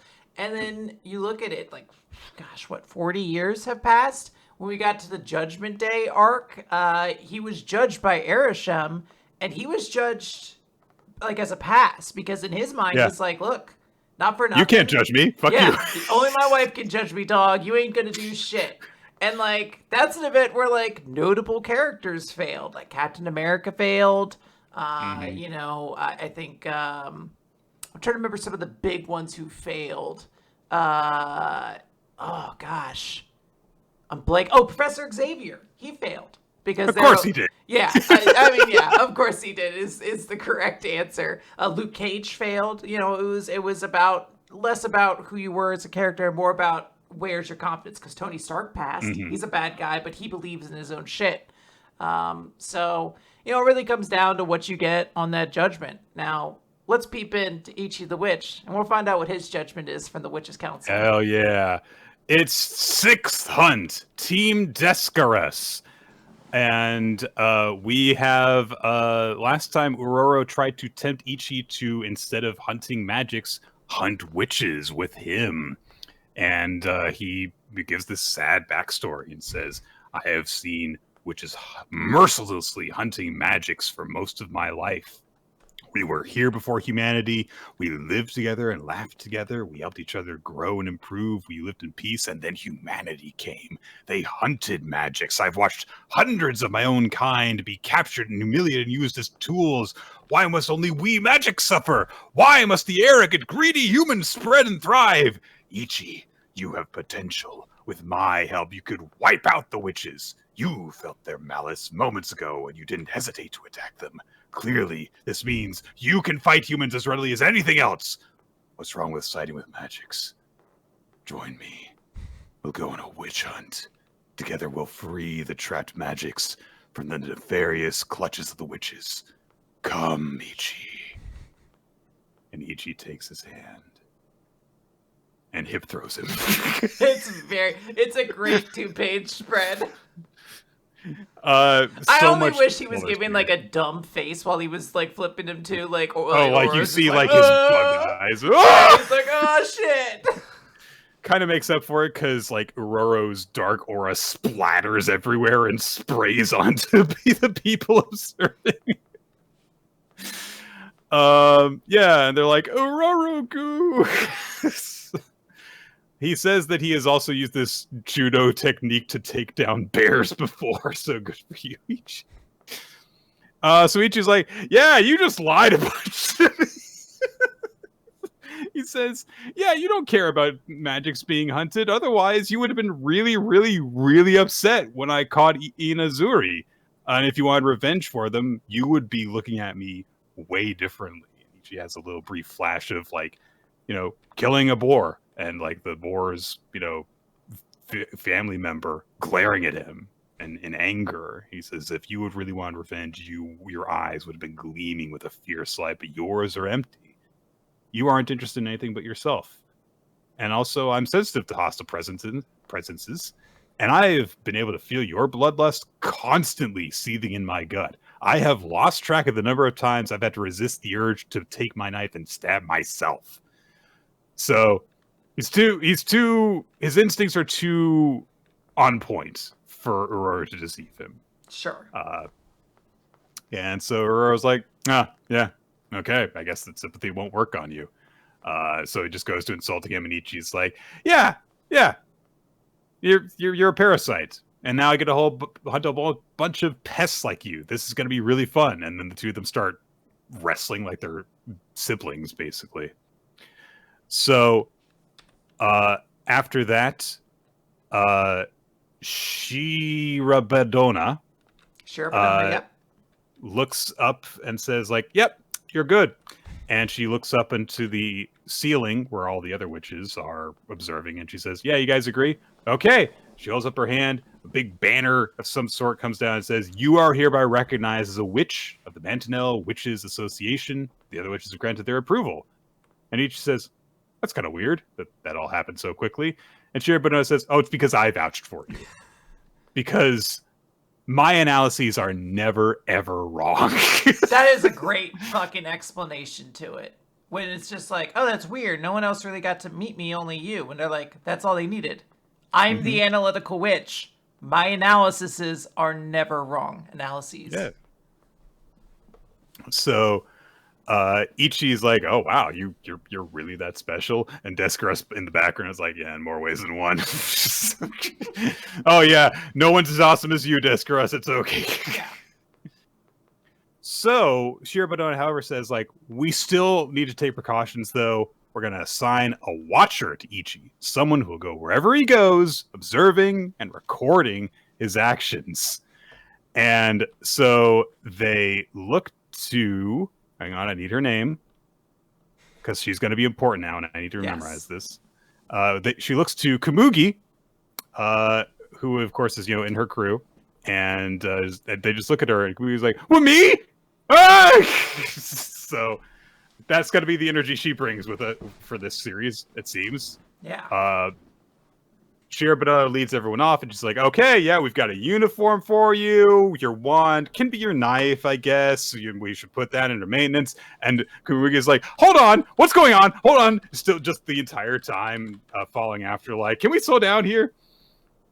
We meet a couple more witches, but don't get their names. So it's just like, oh, here's the fashion department witch. And she's like, yes, I've got your new uniform here. We've never made a man's uniform before. This is great, but don't worry about the size. The outfit will adjust to you. And then she kind of flirts with him a little bit. She's just like, how would you like to come by my place later? And he's just like, yeah, okay. It's very funny because, like, in this world where, like, primarily everyone is a female character except for Ichi, he hasn't gotten hit on very much, but it would make sense that, like, this, like, giant conglomerate of witches, like, a couple of them statistically are straight. So, like, they're probably very excited. Like, oh, cool. This dude gets to be around here for a while? I like that. Sorry, guys. Not every witch is a lesbian. Some of them are bi. Yeah, I was going to say, it doesn't seem like that should be true. But yeah, there are a few that I suppose are bi. They go to the wands and tools department next. I really love this girl's design. Just there's so much going on. The gloves, the goggles, very cool. Mad scientist-y kind of look. And so she like takes a look at the magic stone, has a little bit of like a, like, ooh, I get to tinker with stuff moment. and she's very enthusiastically works on the knife, and I like how concerned Ichi gets over it, because she's like, I'll replace the handle. All right, and I'll replace the blade too. It's a real ship of Theseus moment. But if like the ship of Theseus just had was cut in half, the back half replaced, and then the front half cut off from it, and the front half replaced in 1 hour. So Shirabedona takes everyone outside and says, "There, all is in readiness. On to your first mission, the Hisame magic. We've received multiple reports of frost damage from nearby villages. Quinn, ice shark!" I gotta say, you're really winning a lot of points with me. If one of the first magics you want to introduce me to in your world is shark magic, you're like, we're not just gonna go straight for the elemental shit. It's been done. How about ice, but it's a shark? And I'm like, fuck yes, I'm in. I want to sign up to the newsletter. I want the squishmallow of this. And so they are all sent off, Ichi in his new uniform, which is unfortunately not nearly as effeminate as the one that he's been drawn in. I want the giant thigh-high, heeled boots. It seems as though whenever he unleashes Ororo, he's going to get that, probably. Sure. So it will be like his magical girl power-up kind of thing. Yeah, and you want the outfit he's going to be drawn into, or is generally going to be into most of the time, to not be terribly complicated to draw. You can also see with Descartes, she's also not wearing a terribly complicated outfit right now, but you can complicate it up easily. This is a series of magic girl transformations. Yeah. And so we have the full members of the anti-human hater magic squad team Descartes, led by Descartes because, of course, she's the most powerful senior witch. But Ichi is, of course, another member of it. And Kumugi from the research club. And also Ororo is there, too. So very cool, 2.5 page, 1.5 page spread of this team all together. Ichi and Descartes walking determinedly, and Kumugi still there being like, "Why am I here?" Which is great. Nick, who do you think in this team is the muscle of the group? Yes. Everyone but Kumugi. Okay. It's very important, to build a team. You got to think of who's going to be the muscle in your team. That's something, the X-Men, with its great many different teams, has had to grapple with. Obviously, Colossus is probably the most famous example of the muscle. I'm a very noted Colossus fan, but there are different members who have performed as the muscle for the group in various different forms. Rogue Can, she's pretty much one of the strongest. They introduce new mutants all the time. Yeah. Juggernaut was who I was getting to, because normally he's a bad guy. He's an antagonist. But more recently, he has changed his opinion, and now he works with the X-Men. He is a non-mutant member of the X-Men. And do you know who Juggernaut likes to hang out with? I do not. He likes to hang out with Black Tom Cassidy. And do you know what Black Tom Cassidy's powers are? No, I do not. I've heard the name, but I'm not familiar. He has nature-themed powers. He can grow plants, basically. And you know who else can grow plants? Poison Ivy. Yes, but also this dickhead in Ultimate Exorcist. Oh, okay. Okay. Yeah, right. Okay, yeah. Ultimate Exorcist Kiyoshi, Chapter 16, GC Material. So, last time, of course, Kiyoshi was the last guy left to deal with dickhead Yusa, who had just beaten Mr. Tosaka by tricking him. But we cut around to some of the other tests going on, including Sosuke taking on the young man Grand Cross. He throws everything that he's got at this guy who is dodging around his attacks very easily. And then, just as it looks like he's going to get beaten because his gun has been knocked out of his hands, he says, "I lured you in, idiot!" And then he summons his big, perfect blue technique, point-blank range. Leviathan unleashes a huge blast that blows away the entire outer wall of the complex. Um, and the guy's like, "Oh man, yeah, that would have been really bad if you had been in peak condition." And he's just totally fine, has fully deflected it. This is just how powerful this Grand Cross member is. But he's like, man, the fact that you pulled out all the stops for a big flashy attack against your senior like that, you pass. And Sosuke's like, wait, what? And he's like, yeah, obviously, you're going to be good. And so Sosuke's like, wow, okay, these guys are crazy. They're really, really, really strong. But apparently this guy sees something in him. So his female team member is like, you just gotta beat him up and we pass. And you didn't even beat him up. So lame. But Sosuke's like, well, it's not like you have room to talk. But apparently she passed too. Yeah. Which makes sense. We saw her like not beating this guy when we last saw, and she is definitely banged up when we see her here. They have a little bit of a fight, but then the instructor, goes around and he's like, I'm going to check on some of the other fights. We go to Yoko Ono and the group of guys that she has been fighting. Who apparently all character's name. And she's been fighting all of them at once. She's riding a giant battle axe like a broomstick. And she says, like, well, you guys have all withstood my attacks, I guess. So, yeah, sure. You pass. So it's like, oh, okay. Yeah. So they're cool. Fun. I'm super worried about the group with the third member of Sosuke's group and this guy. Hammer guy. Yeah, this guy who I always think is using a broom to fight until I realize it's just a really, really long hammer. And it was like, I wish that I could have broken her skull open. All right, calm down. Yeah. So that just leaves Kiyoshi as the last participant in the trials left who has to pass or fail. And so he has just said that I'm going to treat you like a demon and exercise the hell out of you. And so he's like, all right, let's see what you're made of. Summons some lance. Kiyoshi deflects them with his Athena and then uses Artemis to launch a blast, which gets eaten up by a big old Venus flytrap. And he says, you are naive, because Kiyoshi tries to attack him while he's distracted, gets blasted with some more vines and knocked into the wall. And not Yusa, Yana. I was thinking of someone else. Oh, well. So we are told that Yana has seen a lot of combat because he's been a Grand Cross for 40 years. And it said that Grand Crosses die in the line of duty very, very, very frequently, which means that no average Exorcist can stand a chance against him. Kiyoshi says, look, Mr. Tosaka had the power to rival a Grand Cross. You ought to know that. You know how much effort he put into training. Why did you fail him? And Yana says, oh, how noble of you to stand up for him. As for why? Talent! Exorcists are born with it or they're not.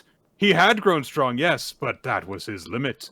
Even if a rotten trunk sprouts new... I'm a plant guy. Even if a rotten trunk sprouts new branches and leaves, it's still dead wood.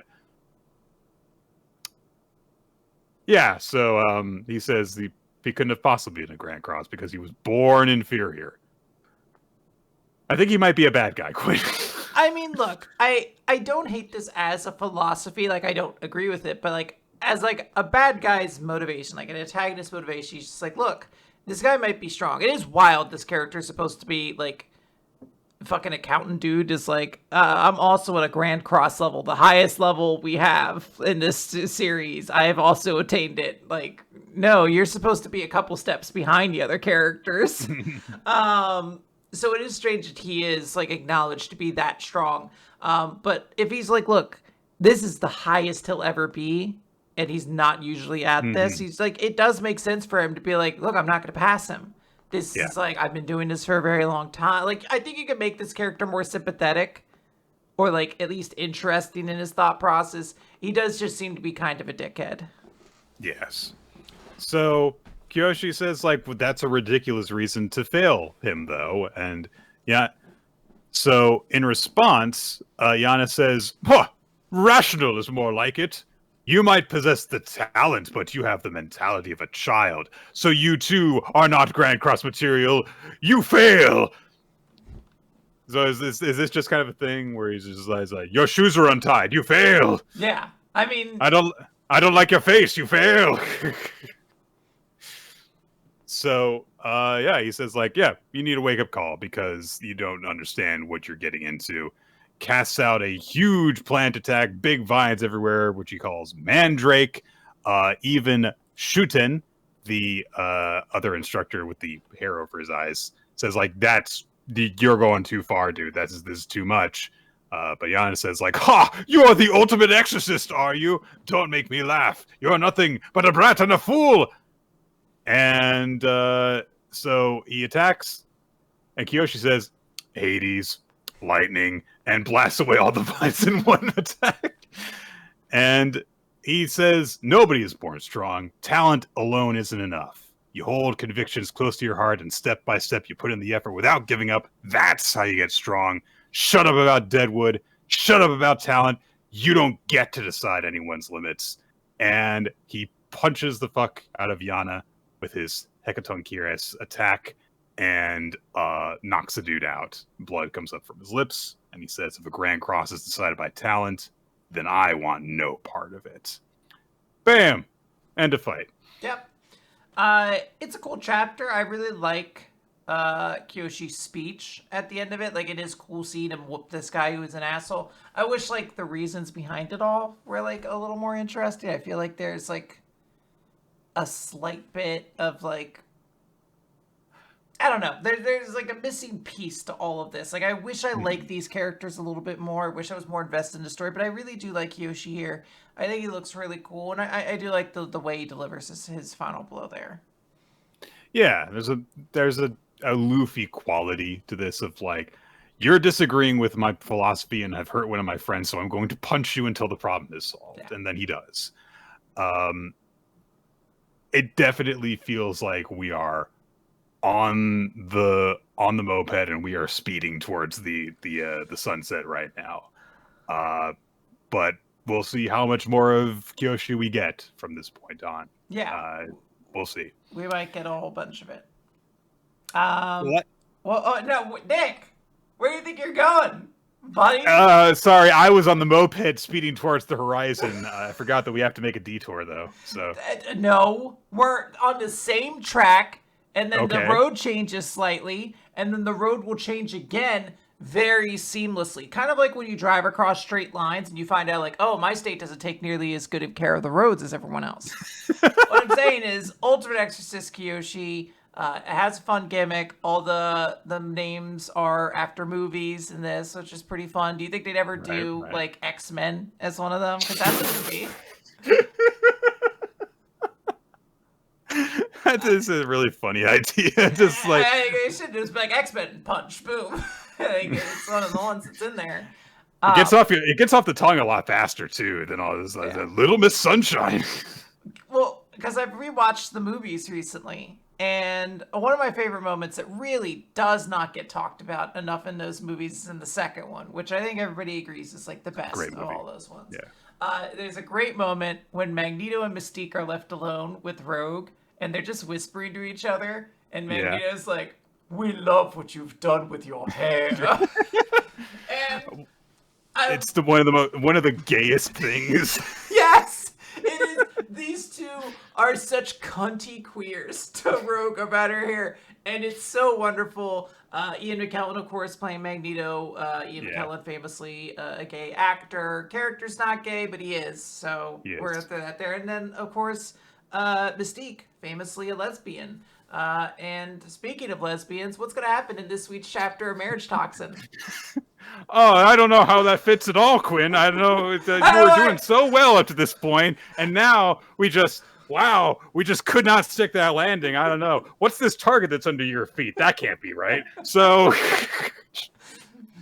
Marriagetoxin, chapter 104. Tekarazuka has burst into Himekawa's apartment to take back the solid gold crew cut bust that he rightfully stole. And says, sorry, young ladies, must be the age getting to me, but I'm a little hard of hearing nowadays. Let me ask you one more time. would you be so kind as to give me back that solid gold crew cup bust you got there? And he's got a bunch of goons that have appeared in the apartment. I don't know how they came in because they did not come through the window. They took the stairs and everyone's like, oh, that was an option? There's just like a very awkward moment. He's burst through the window and then he's like, hold on, let everyone get in. I'm coming through the door. Yeah, hold on. No, you over there. You over there. Yeah. We want to corner them. Corner them. That means 4 different points. 4 different. All right. All right. Would you be so kind as to... His face at this point just bleeding from all the window shards that are in it. Himakawa picks up the gold bust and says, like, hey, sorry to say this when you've come to all the trouble to be here, but this doesn't even belong to you, does it? And Tekurazuka, like, has this really great reaction of like, oh shit, she knows. Like, yes, of course she knows. So she looks at Arashiyama and says, let's split up, and throws down, smoke bomb. And the two of them are out of the apartment. They just are going in opposite directions down the street. Tekurazuka looks around and is like, oh, fuck. And one of the guys says, D, what now? Interesting. And so he commands everyone out to get going. And then after they've left, it's just him alone. This means, theoretically then, that he carries on the will from the lost kingdom from the Void Century. That he is meant to be an antagonist to the world government to some way. So I'll be curious to see what they're going to do about that. Yeah, this is actually the One Piece recap. So he, after they leave, goes poking around, goes into Himekawa's closet, and there's a very like ominous shot of like his mouth as the door is open, and he just goes in, grabs a bunch of her shirts, throws some of them in a pile, then picks up the doll and says, you see, dear little Himekawa, I'm the only one who can save you. And I've been reading a horror manga for the last couple of weeks. This is scarier than anything that's in You Will Hear the Voice of the Dead. It is deeply unnerving. I don't know why, because it doesn't even make sense. I'm really not sure what's going on. Like, that's part of it. Like, what the fuck? I'm assuming that like this guy, like the doll, maybe has done something to him, or like I don't know what his end game is. I was like, I thought you wanted the bust. Is he like, I'm just gonna wait into a house until she shows back up again? Like, isn't that thing famous? He piles like a bunch of laundry on top of himself while he's holding the doll. What's going on? Yeah, I'm like, wouldn't that be like one of the last things someone does is return to like the scene of the crime they got busted at? Like, they're not gonna hide back at their house. Himekawa gets into some cardboard boxes to hide, and but what was the bring? Solid Snake. Oh, okay, yeah. That makes sense. Nick, fair enough. Do you want next at the end of this chapter you can come up with a Metal Gear Solid connection? I don't know anything about Solid. Metal Gear Solid. Okay, well, fair enough. That's almost the limit of my knowledge. You're like, I know a sound plays with a box at some point. Right. So Himekawa's hiding in some cardboard boxes, and she's like, how the hell did he know where to find me? Because there wasn't a tracking device in the statue. Nobody was tailing us when we left the museum. So she thinks briefly about Arashiyama, and she's like, have I been set up? But then she immediately dismisses it. Like, it's one full panel of like, did she betray me? No, she didn't. She would never do that. Yeah. And she also was like, it doesn't matter. I've got to return this guy to his owner. But as she is, like protectively holding the solid gold crew cut bust, a nail of some kind, she accidentally grazes her elbow on it and goes, ow! And so some of the guys who are searching for her hear a commotion. Which at first I would be like, come on, girl. Like, you're in such a dangerous situation. But they show, like, the wound, and I'm like, I think she, like, swung her arm back there and hit herself on the nail that way. Like, that seems like it actually punctured her body. Yeah. And when you're in a tense situation, yeah. So Sure. they're both like, "Did you hear something?" And so they start hunting down the alleyway, getting closer and closer. And Himiko is just thinking to herself, "Oh no, please, no, please!" And they pick up the boxes, and there is a circus of hamsters, and there is a sign that says, "Sorry for the inconvenience. The Hamtastic Hammy Circus is now rehearsing," and they're dead going on, freaking the top rope wire, doing like jump rope and juggling stuff, all sorts of stuff, and both of the guys just look at it and go, "It was just some hammies practicing. How about we go and hit up a hammy movie to get our groove back?" What world is this? Fortunately, it all works, and the guys are distracted by the hammy circus and leave. And then Kyoko is able to get out. Or, Himiko is able to get out of the boxes, and Arashiyama has come to help her. And she's like, "Hey, my hammies are pretty awesome, right?" And Himikawa thanks her, and then realizes that Arashiyama is like really, really, really was scared. Like she is trembling visibly. Yes. After trying to put on like a "Hey, I saved your butt, yeah," and she's like, eh. And Himikawa says, "You should probably go home, because you're gonna be your life's at risk, and hey, you're a specialist. Knowing when to fall back is part of your job." Arashiyama says, "Look, I know that I'm shaking in fear right now, and I do want to run, but back when I was in danger, somebody offered me a helping hand, and it's only thanks to him that I'm able to live my life. So I am going to stick with you until the end." And there's a whole full page spread of her declaring her intent on this. She holds out a hand to Himikawa, will put the other over her heart. It's very sweet and dramatic. Yes. Himikawa hesitates, and then she takes her hand, and she thinks to herself, "I'm sorry that I ever doubted you." Aww. And she says, "Yeah, he sounds like a really good guy." And she says, "Yeah, he's a poison user who's on a journey to get married." And Himikawa thinks, "Poison user?" But they've got to get out of there. So they start running, and then, meanwhile, somewhere else, a practice session between Gero and Kinosaki is taking place. And Kitami, the main guy who works with Himikawa, gets in contact with him and says, "Hey, I work with Himikawa, or at least I used to. And I'm calling you because she's in trouble." And Gero immediately says, I'll be right there." Yeah. And there's a great moment where he looks over at Kinosaki and says, "Hey, look, I know we're in the middle of our training camp." Kinosaki just grabs all the food. And they're off. And they head off. Kinosaki is still chewing as they rush off. So the good guys are coming.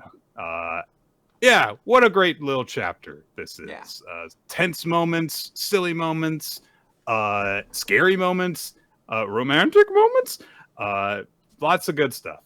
Really, really enjoyable. Yeah, I thought this was a super fun chapter. I love the ending with Kinosaki. I enjoyed seeing our characters interact. I don't know what's going to go on. Like, I don't know what this antagonist deal is at this point, No. but everything's fun. I'm enjoying it. Like, I don't know what this doll is doing. Like, there's a lot of like mysteries up in the air, but everything has been a lot of fun. Everything has been enjoyable. So a lot of times, it's oftentimes just good to like kind of go along with the ride and see where the story goes, and that's where I'm kind of at right now. Yeah. I'm Had a lot of fun on this one. Yeah, I've been doing a lot of reading on my own, like outside of this podcast. I'm still doing the X-Men read through, and I'm just reaching now X-Men number 200, which is the Trial of Magneto. If you've ever heard of that event, this is the notable period of time where Magneto essentially takes over leading the X-Men, because this is such a wild thing to have to say. A bunch of people beat the shit out of Professor Xavier so bad he's going to die. Like, I don't mean like Mr. Sinister showed up and beat, like, some dudes who don't like mutants just saw Professor Xavier one day and they were like on site and they just beat the shit out of him. So it's this interesting scenario where the X-Men, who have kind of felt a little bit directionless and rudderless, as a lot of their members left, have to now like see what it's like to learn underneath like one of their greatest antagonists. And I wonder if Akane might have to face something a little similar to that when we see what happens in this week's Akane-banashi. Are we skipping it? New Exorcist is in there first. Just imagine I said Nightcrawler or something. I don't know. I worked hard on Akane-banashi thinking that was next, and I forgot New Exorcist was next. So just imagine there is no tangent for This isn't one. Yeah, forget it. I don't know. There's a bunch of random boob shots in the Dazzler comic I read. She changes her clothes a lot, much like the shameless fan service that's meant to keep me interested in this piece of shit. There's your X-Men tangent. There was the trial of Magneto was one of the first episodes of X-Men '97. It's he delivers a fantastic speech in that. It's very, very cool. Yeah, I very highly recommend X-Men '97 to anyone who enjoyed the '90s series, and even if you're just interested in X-Men in general, it's a very good. It is what has made me get into X-Men. I was like, I love this so much, I want to read the comics, and then I'm now almost 20 years into the X-Men's run. Hell yeah. New Exorcist, Chapter 70, Introduction. Yamato Rido is training alongside Gakuro with Nue in order to get their preparation to forcefully form a contract with Gashadakuro. And we get a proper explanation of Yamato Rido's abilities. He has a hollow weapon with no combat power, but he has the abilities of a vice captain using a weapon that anyone can wield. The general weapon, Villainous Sakura. Do like that name. It's good. He... Mai Zenin. It's just the same thing Mai does. Oh, okay. So he bashes away some of her swords and stuff, and we get an explanation of what general weapons are, and it's like, if you have a sword that's not special, then you got a sword that ain't Bankaian, then you get a different sword. Then that's what this guy does. Different sword. He's your Kenpachi. He's using the Asauchi. He is. Yeah. This was a thing in Bleach. Oh my god. Yeah. Swords with no name, Asauchi. So anyway, so Nue's like, I'm amazed you can use that thing because it is a cursed weapon that shortens his lifespan every time he wields it. Why is he using it for practice?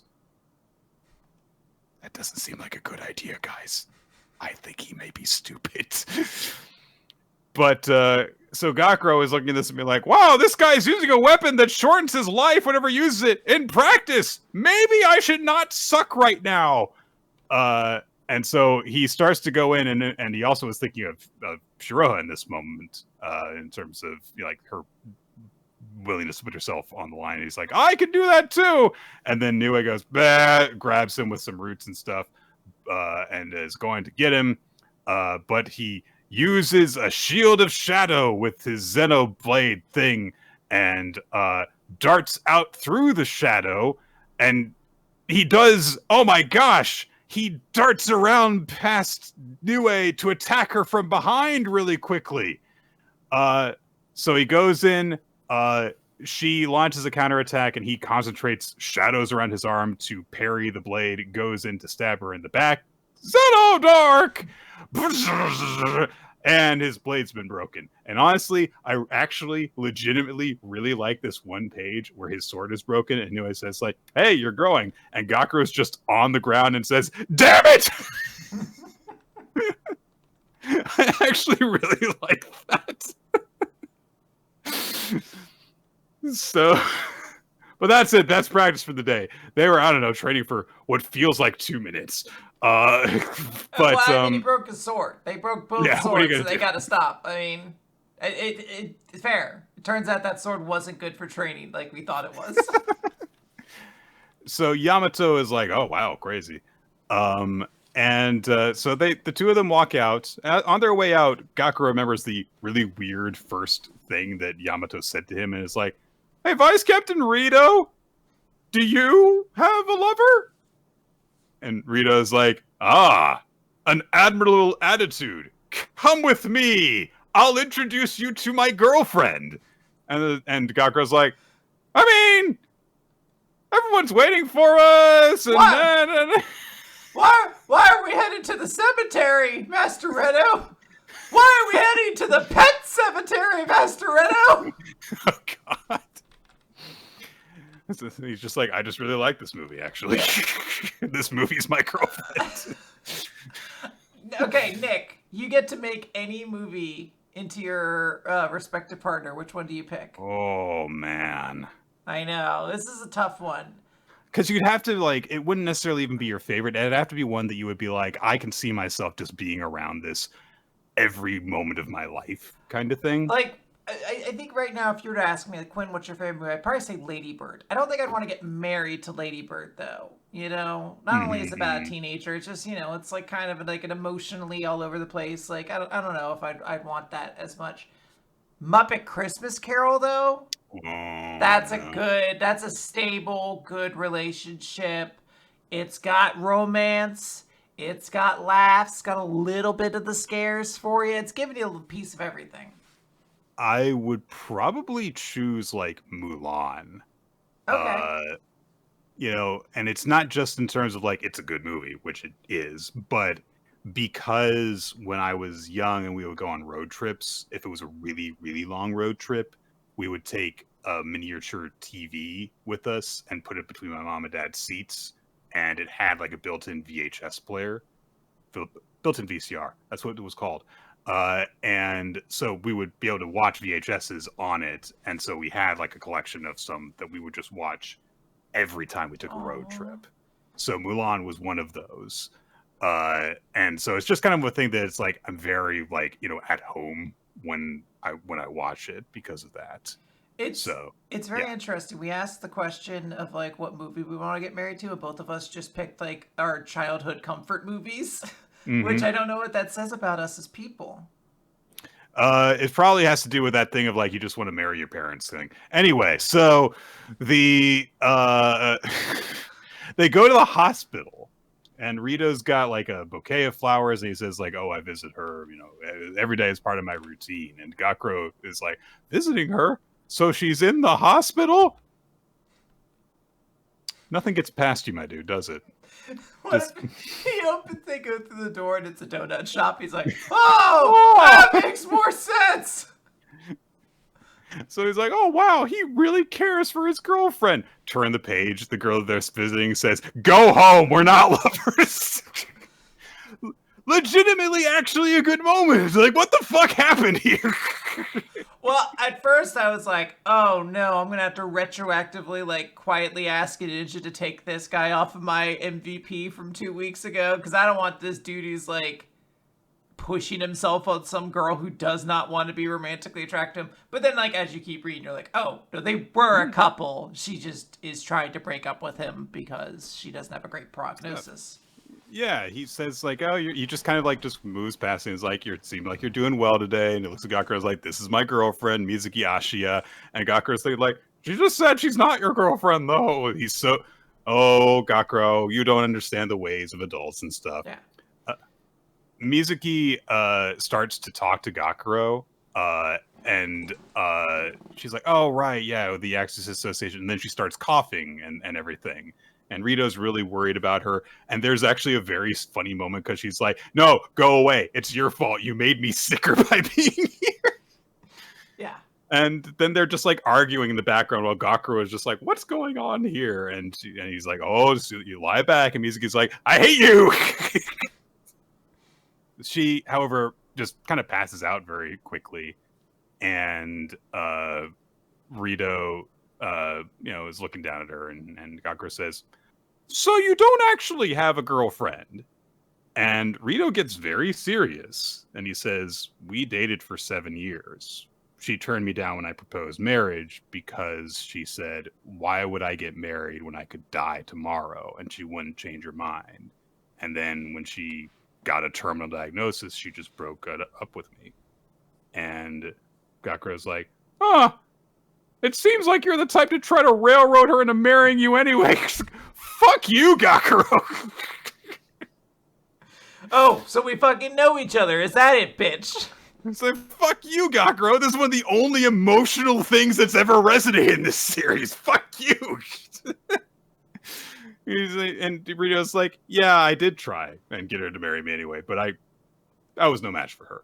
And it's like, that's a really sweet sentiment too. Like, he's like, yeah, I did try, but of course she overrode me and stuff. And so the two of them walk home, and Gakuro says like, why did you let me meet Mizuki? Which is such a weird way of phrasing it. But Rita just says, no reason. You surprised me a bit today. It's been, a month since you formed your contract with Nue. You've got an aptitude for it, but you've really grown in that time too. And it's not just efforts that got you there. It made me want to introduce you to the person I love the most. And I want to know you better too. And there's a really nice shot of him. There's like, the sunset in the background where he looks back at Gakuro and stuff. And it's like, wow, what an interesting, nice character. What happened? What happened to you, new Exorcist? He better be like looking at people in the shower after this or something like that to drag him back down to everyone's level. Yeah, we gotta find out that he's like, well, I guess I'll just pick up one of your castaways once you've settled on somebody. You're like, they're literally half your age. He's just like, stop. I can only be so. You're like, no, I don't like you. No! I knew there was something untrustworthy about you. Your evil sword should have been the first clue. Chapter ends with apparently someone is going to form a contract with Gashadokuro, which seems to be the thing that, was happening with the resurrected Hyo blades and stuff that we saw the bad guys doing before. But I actually like this chapter of New Exorcist. Yeah. The training was dumb, but it was pretty quick. And all this stuff with Rito and Mizuki is like, I actually really liked it. I thought it was like, yeah, it's a very simple dynamic of like, there's a sick person in this person's life, but like some of the details are actually nice, and they have a nice dynamic between them. Yeah, I do agree. And I think part of it is like Yamato just being like kind of a character that once you know a little bit more about him, you're like, it starts to like, this character starts to make sense. Like he wasn't like, sometimes they have to grow on you, for example, Deadpool was one of those characters of me where I like first I was like, this character's really annoying. I do not like this guy. But then you like start to realize you're like, okay, this like extremely obnoxious sense of humor is Deadpool's way of coping with the fact that he has cancer. It, like essentially eternal cancer. He just like has that, condition stuck in him, and his sense of humor is sort of his, particular coping method for dealing with his cancer. It's not for everybody, but, different people respond to it, and we're going to see if Master Shigema might have to take an attitude like that at some point. Yeah, did it twice, hell yeah! That's right, I made 2 segues to Akane-banashi. Akane-banashi story 130, it's all a mess. With a truly wonderful image of Akane and Shigema on the front cover. Kid Akane running behind Shigema on a day out together. And, of course, last time, Shigema collapsed very suddenly. And so we open the chapter not on him, not on Akane, but on Guriko, who has come back to Tokyo to visit his sick master. So he gets off the subway and goes to the hospital, meets up with Akane, who has been there, and she's like setting some flowers up in Shigema's room. He goes to see Master Shigema and is kind of shocked and like goes to him, "Oh, Master!" And Akane's like, "He's just sleeping, and he needs rest." Gurika says, like, man, this must have been really hard on you. She says, all I did was just call the ambulance. All the other Anisans did all the, like, contacting. They did the paperwork stuff. They did the hard parts. And she says, I gotta go, because I'm gonna go back to his place, and I'm gonna get a bunch of hospital stay supplies for the night. But Guriko's like, hey, I want to go with you, because you're gonna want, like, I help you out for this stuff, right? Which makes sense. Yes. So they're thinking about like, okay, what do we get? We got to get clothes for him. Akane needs a guy to come along with her to tell her which hygiene products to not bother taking. She's like packing the suitcase. She's just like toothbrush, Oh. deodorant. He's like, he's not gonna bother with deodorant. Why are we? But we don't need that. She's like, well, some lotion then, right? For like his hands. He's like, lip balms. Like, oh, get out of there. We need all this extra space for his Blu-rays he's gonna be watching. Do you think that shouldn't we get like a couple rolls of toilet paper? Just get the one that's on the rack already. Let him finish that one first. He just grabs his hand and spins it really quickly, wraps up a bunch of toilet paper. He's like, that's probably good. There we go. Just pushes it in the bag. The suitcase is moved from being like a duffel bag to just being like a plastic grocery bag. It's like that one scene in Up in the Air. A movie I've seen. So Akane is like, all right, wait, I gotta get some different clothes for him, and she's also looking around for his like medication book. But she pauses when she sees a picture of Shigema, in his youth, as a young Rakugoka with Isho and presumably the previous Shigema there. And Gurika calls her over and is like, check this out! Akane! How many pairs of hoppy coats and loincloths does he have? He's got so many of them! He's so obsessed with festivals! And Akane makes a wonderful face. Just like cheeks puffed up while trying to look disappointed. And Gurika's like, what's wrong with your face? And she's like, well, half of it is, come on, take this seriously. And half of it is, that's kind of funny. Which is nice. And so she's like, maybe we should like just bring him one, just for the sake of just having one, basically. And Gurika's like, yeah, so that he can, tighten the loincloth of his heart. And she's like, oh, he told you that too. And he says, yeah, before I left for Osaka, he said, tighten the loincloth of your heart and don't go embarrassing yourself over there. So Akane says, like, so did you embarrass yourself? No! Would have beat me up.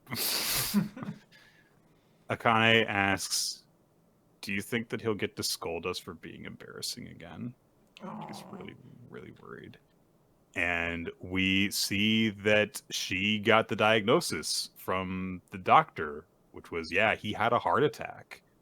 And the surgery was a success. But we gave him a CT scan to be safe. And it revealed throat cancer. And this page is really great because, like, in the panel where she gets it, it's flipped upside down. And then as she's continuing to look at the doctor, everything is all blurry, even the speech bubbles and everything. Just very quick. Hey, this really has shaken her. And here's some visuals to let you know that. And she only gets some snatches of the details. And we're told, like, hey, there is a good chance they can just be treated with radiation therapy. But if they have to perform surgery, he might lose his voice. You knew the second they said throat cancer. You're like, fuck, that means his voice. God. So they think about that, and it's like, hey, even if he gets better, like, we might never hear any of his stories again. And they're both thinking, like, I thought I had so many things to learn from him. And Gurika says, pull your head up.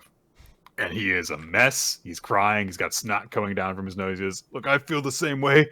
If I know this would happen, I wouldn't have gone to Osaka. I would have stayed and learned more from Master, but we can't turn back time. The least we can do is believe in Master and hold our heads high and support him. That's what an apprentice does. And Akane's like, that's a really good speech, but you're fucking crying during it, so it sucked. So, yeah, a nice moment of bonding between them. And so they head back to the hospital. And Gurika's got a whole bunch of clothes, loaded onto his back. Akane goes on ahead because she's got a much lighter load. Heads up. Isho is there, looking down on Shigema in his hospital bed. And he looks at Akane as she comes in and says, I've been filled in already. He's got a long road ahead. At this point, there can't be anything left for you to learn from this wreck of a man. I've already spoken with all the principal figures of the group. I'm dismantling the Shigema school.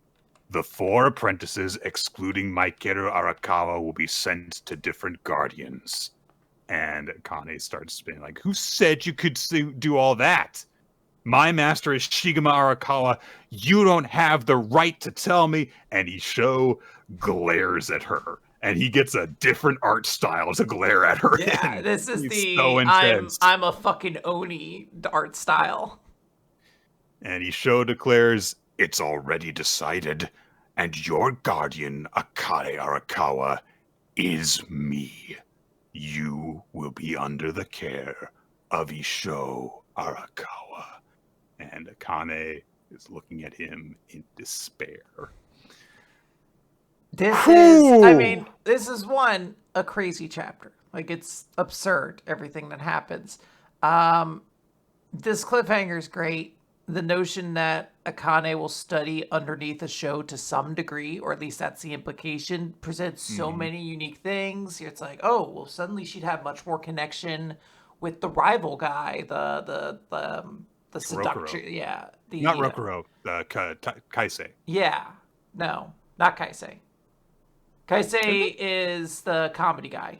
I mean, he does work underneath him, but I meant like the seductive guy. I forget. I thought it was something else. Maybe I'm mixing Kaisei up with someone else. Oh, it is Kaisei. No. Yeah. People are saying I'm wrong. I don't remember. I don't remember what funny guy's name was though. Zensho? No. From the festival where Kaichi, that was it. Okay. Ah, yes. Okay.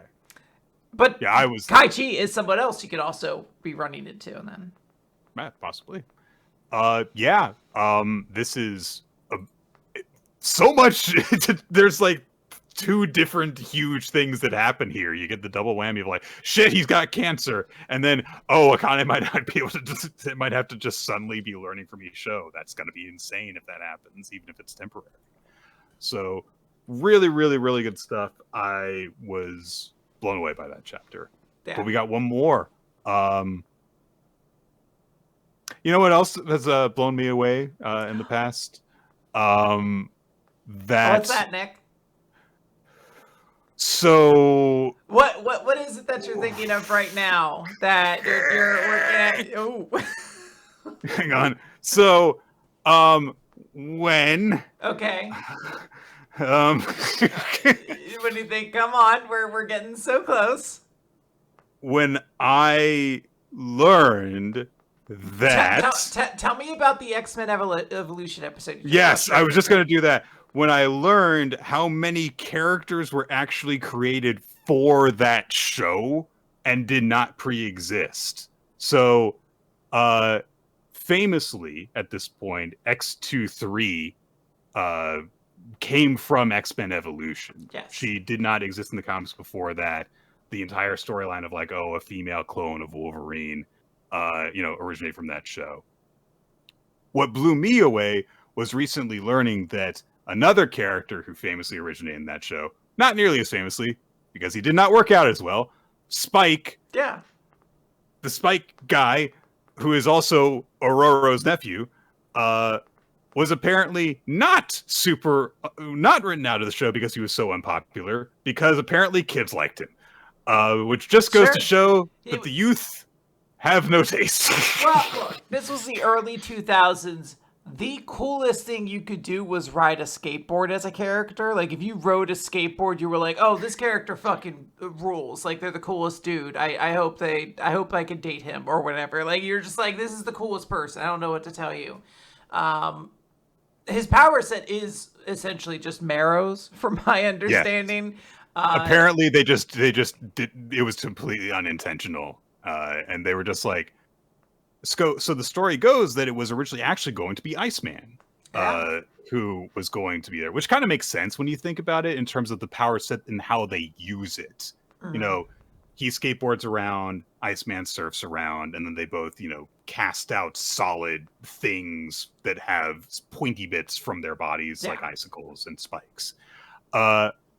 Apparently, Spike was created and included instead of Bobby Drake to add some more diversity to the cast. It's a pretty white group of kids. Very, very white group. In that show in particular. I was gonna say, So usually the X-Men is like kind of famed for being like very multinational, and they mhm. got all the white ones in that group, basically. Right. I mean, so it's, the Southern girl Rogue, and then it's the white boy Scott and the white girl Jean. Their teacher is the white man Wolverine. Hey, Storm's also there. Storm is there, And then and Kitty. they fix Amara, who I don't know if you've gotten to season 2 yet. No, no, no, not by far. Okay, well, in season 2 they introduce a couple of the New Mutants characters. This will be your first Yes. chance seeing some of them, I think. And one of them is Amara, who is Right. Magma. Right. Magma has a very interesting sort of story to her. She's a character in the X-Men Legends video game, where they just made her like a mutant there, but she's much older. In the show, they kind of make her, I don't know exactly what her nationality is meant to be. I kind of got like maybe like a Polynesian vibe or something like that from the character. They have like one episode centered around Magma much later on, but I was like, oh, okay, she's definitely a character of like a darker skin tone. So as I was reading the comic, I was like, I know Amara's going to show up. I'm very curious to see, because she's like a white girl in X-Men Legends, like this white girl with blonde Huh. hair. So when I went to go actually like look at, like, I got to her part, she's like, Amara is like a Incan tribes girl, Oh like no. from a culture. Oh no, Nick. Oh no. Oh So no. she doesn't speak any English or anything like that. She gets like Okay, that's taken fine. captive, and there's like a moment where like Wolfsbane is like trying to talk to her, and then Wolfsbane just realized, she's like, this is fucking stupid. This person doesn't even speak English. I don't know why I'm even bothering with this. And she just like kind of lets out a bunch of her own thoughts. Ship gets attacked. All the kids are sinking. They're like they're like swimming in a river. Amara falls into the river as well, and her skin starts to kind of like melt off in the water. No! Amara, No! and then she shouts out for help in perfect English. Why? Because Amara, oh Nick, hold on. Amara is not an Indian, like an Incan like tribes character or something like that. She is a white woman who is pretending to be an Incan tribeswoman, because she comes from Nova Rome, the offshoot of Rome that has been stuck and lost in sort of like a time paradox of the Amazon rainforest and like undiscovered until now. And the X-Men have to then deal with some stuff going on in Nova Rome that they have to get involved into. But to protect herself, Amara was disguising herself as one of the tribeswomen.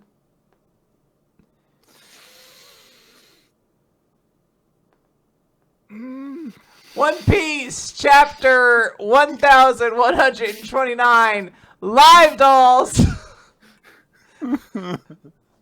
We get to see, oh gosh, what is her name? Otama? I think that's correct. Yeah, Tama. We get to see Otama practicing ninja skills. Or is it Otoko? It's Toko. No, it's Otama. Yeah. And Yamato is watching in the background. He's having a good time. He's just cheering on the ninja techniques.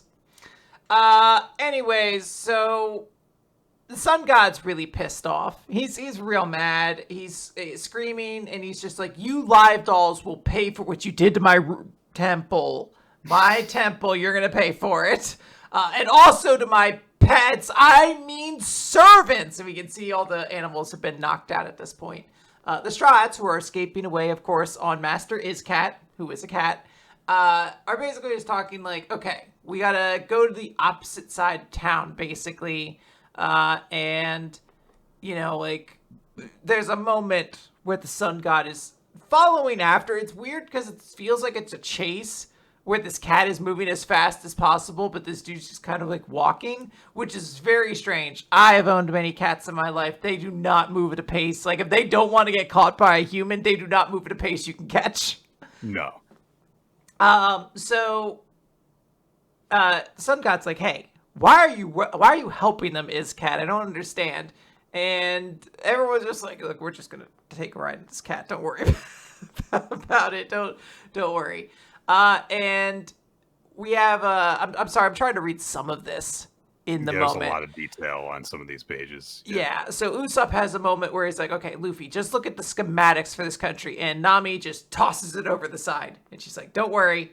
I've already memorized everything on it. Don't worry. It's very impressive until you see what the map is. And you're like, so if we just head exactly straight. It's just a straight line. Yeah, no wonder she memorized it so quickly. Yeah, this is just a square room, basically. And some characters comments like, oh yeah, like to us, this is a gigantic kingdom. But to a giant, this would just be like a room, essentially. And we get like a diagram for what this place looks like. The sun god takes out a big net and is like, all right, well, maybe you saw the schematics, but this place was meant to hold giants. So what are you going to do? And he swings his net down, grabs everybody, and Iscat is panicking. And there's a moment where the Strahd's like, hey, Iscat, don't worry about it. You just keep moving. So Zoro and Sanji do a cool team-up attack to destroy the iron net that was holding them in and keeping the cat moving. And there's a great joke where the sun god is like, they broke through the metal wire? No matter. The cruel and violent ear god awaits them ahead. And a couple people have to be like, oh, sun god, we got some bad news about the ear god. And then we cut over to its skeleton. And he's like, no, this is supposed to be a vicious carnivorous rabbit.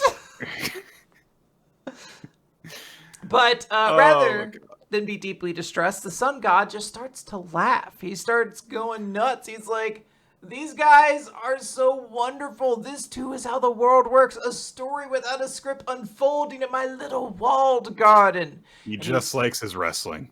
Yeah, he just needs some good storylines, basically. He's like, I created has its own heroes and villains, basically, and history is being written before my eyes. This mini world that belongs to me. Usopp fires an attack at the wall, which manages to destroy the mirror, but the physical wall is still remaining afterwards. And they're like, damn, this is really tough. And Luffy's like, don't worry, gang. I got you guys at this point. Hell yeah. Luffy, well, there's another big little speech from the sun god. He's like, oh, yes, I am so glad to have you all in my collection. My ultra rare Luffy, ultra rare Zoro. He runs down the list of all of them. Like, it's very funny because the characters aren't even listening to him anymore. It's like a background panel with him continuing. He's like, ultra rare Sanji. And Luffy goes into a Gear 4 so he can break open the wall. Nami asks, hey, Usopp, natural disasters aren't really anyone's fault, right? And Usopp's like, I mean, I guess you can't really blame like an earthquake on What are you actually asking me, Nami? Yeah. And she's like, well, I think I've had enough of one terror for this guy. Basically, this dude sucks and I want to deal with him. And Usopp is initially like, look, I get it. I don't want to anger the giants, though. Mm-hmm. But Sanji is like, no, I agree. We should kick the shit out of him because he's a gross pervert who changed your clothes. But I wanted to, so I'm not the good guy in this scenario as well. And Nami's like, you mustn't do that. I wouldn't worry about it either. I think he's going to get his divine retribution.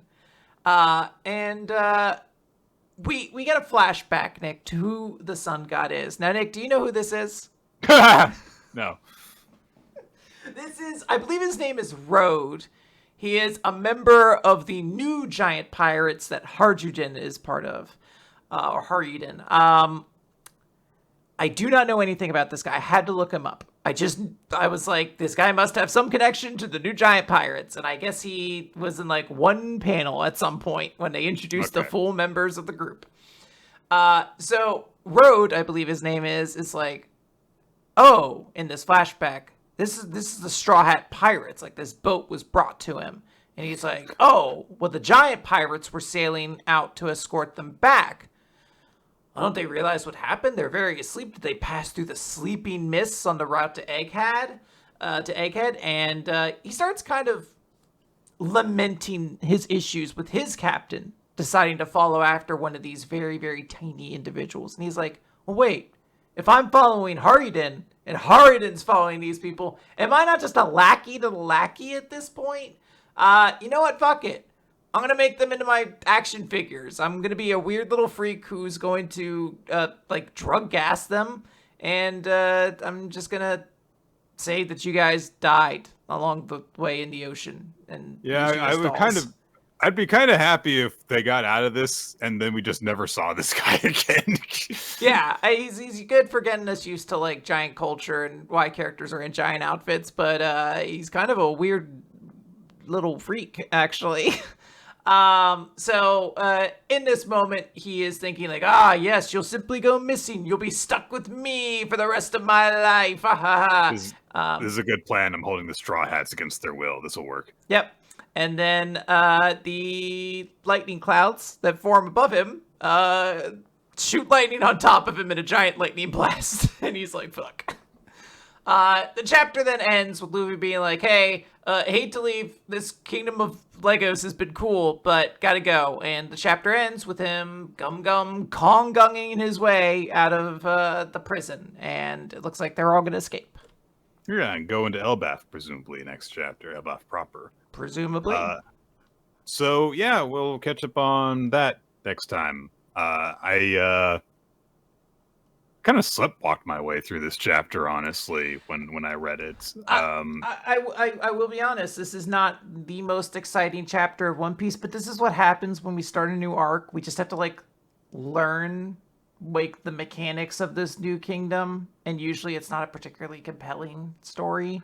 But I think it starts off very, very well. The whole thing where it's like, these are my pets, servants. I mean, yeah, they're riding a cat and everything like that. They have to free the cat and stuff, and then you have the gag with the rabbit. But after the rabbit gag, the entire rest of it is just like this one really uninteresting guy just talking for a long time, and then they get out.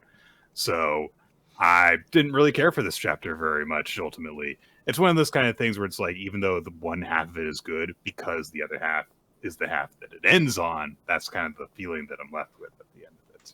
That is fair. I will still say I enjoyed it. There were some good gags. I love the rabbit god gag. I thought that was very, very funny. But generally speaking, the start of a One Piece arc is not usually when it's at its strongest, especially like post time skip. There was like a lot of points where you're like, yeah, the start of Dressrosa is a little bit slow. Yeah, the start of Wano is a little bit slow. The start of Egghead's a little slow. Like, yeah. A whole bunch of that. All right. Well, we've talked about all of our favorites, including my favorite X-Men, Colossus. So I think now it's time for us to talk about our favorites of the week of manga.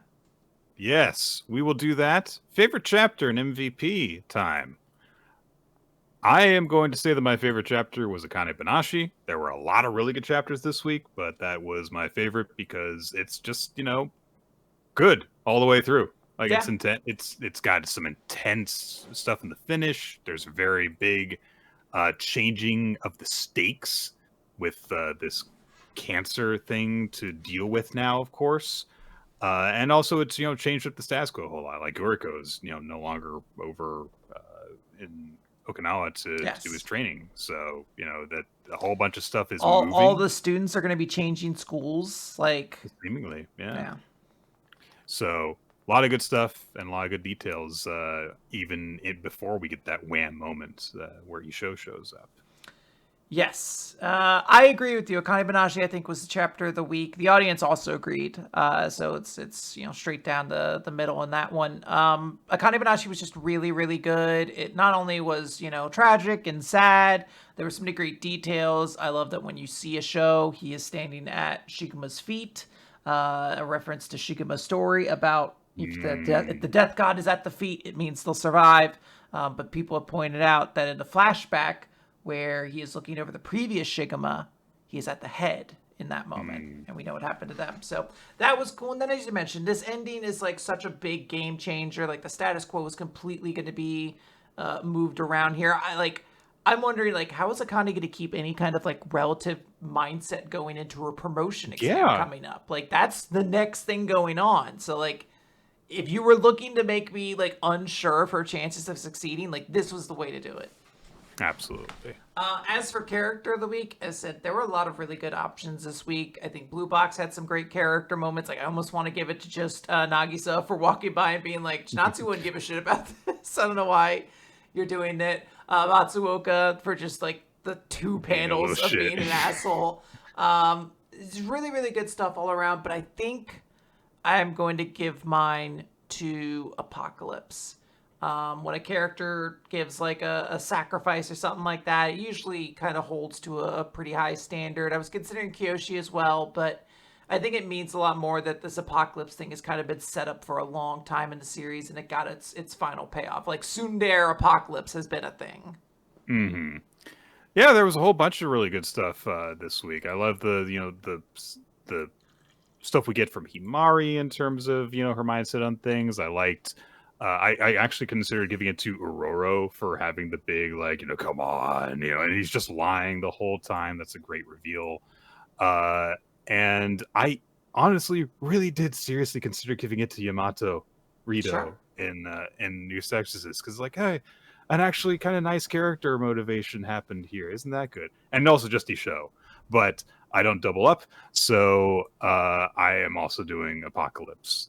If there was one visual that stuck with me more than any other when reading the chapters this week, it is the one panel of Julia holding Apocalypse while he's crying after having shrunk back down to his normal size. So if there's a chapter that's all about a single character and it's a very effective chapter, and if there is an image that's the main thing that I think about all the way through for an entire week's stuff, then it's got to be the focus. It's got to be the one that gets the MVP nod from me. Absolutely. Really great stuff this week. A lot of really, really great chapters, but I think we're ready to wrap this one up, Nick. Yes, it was nice to be back on Wednesday, guys, and we should have more next Wednesday here on twitch.tv/RoloT.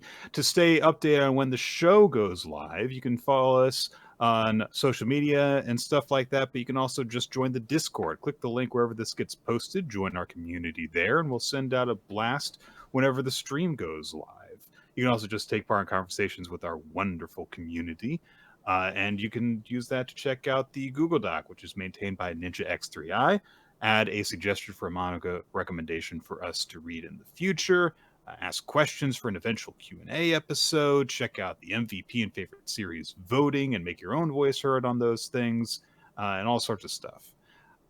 We want to as well thank Milo Jack Stillitz and Winslow Cheddar, who created the opening sequence of the video version of Weekly Manga Recap, the kind that is posted on YouTube, youtube.com/Weekly Manga Recap, for all the video versions of the show. Audio versions are on weeklymangarecap.podbean.com, as well as on Spotify, iTunes, and other podcast feed type places.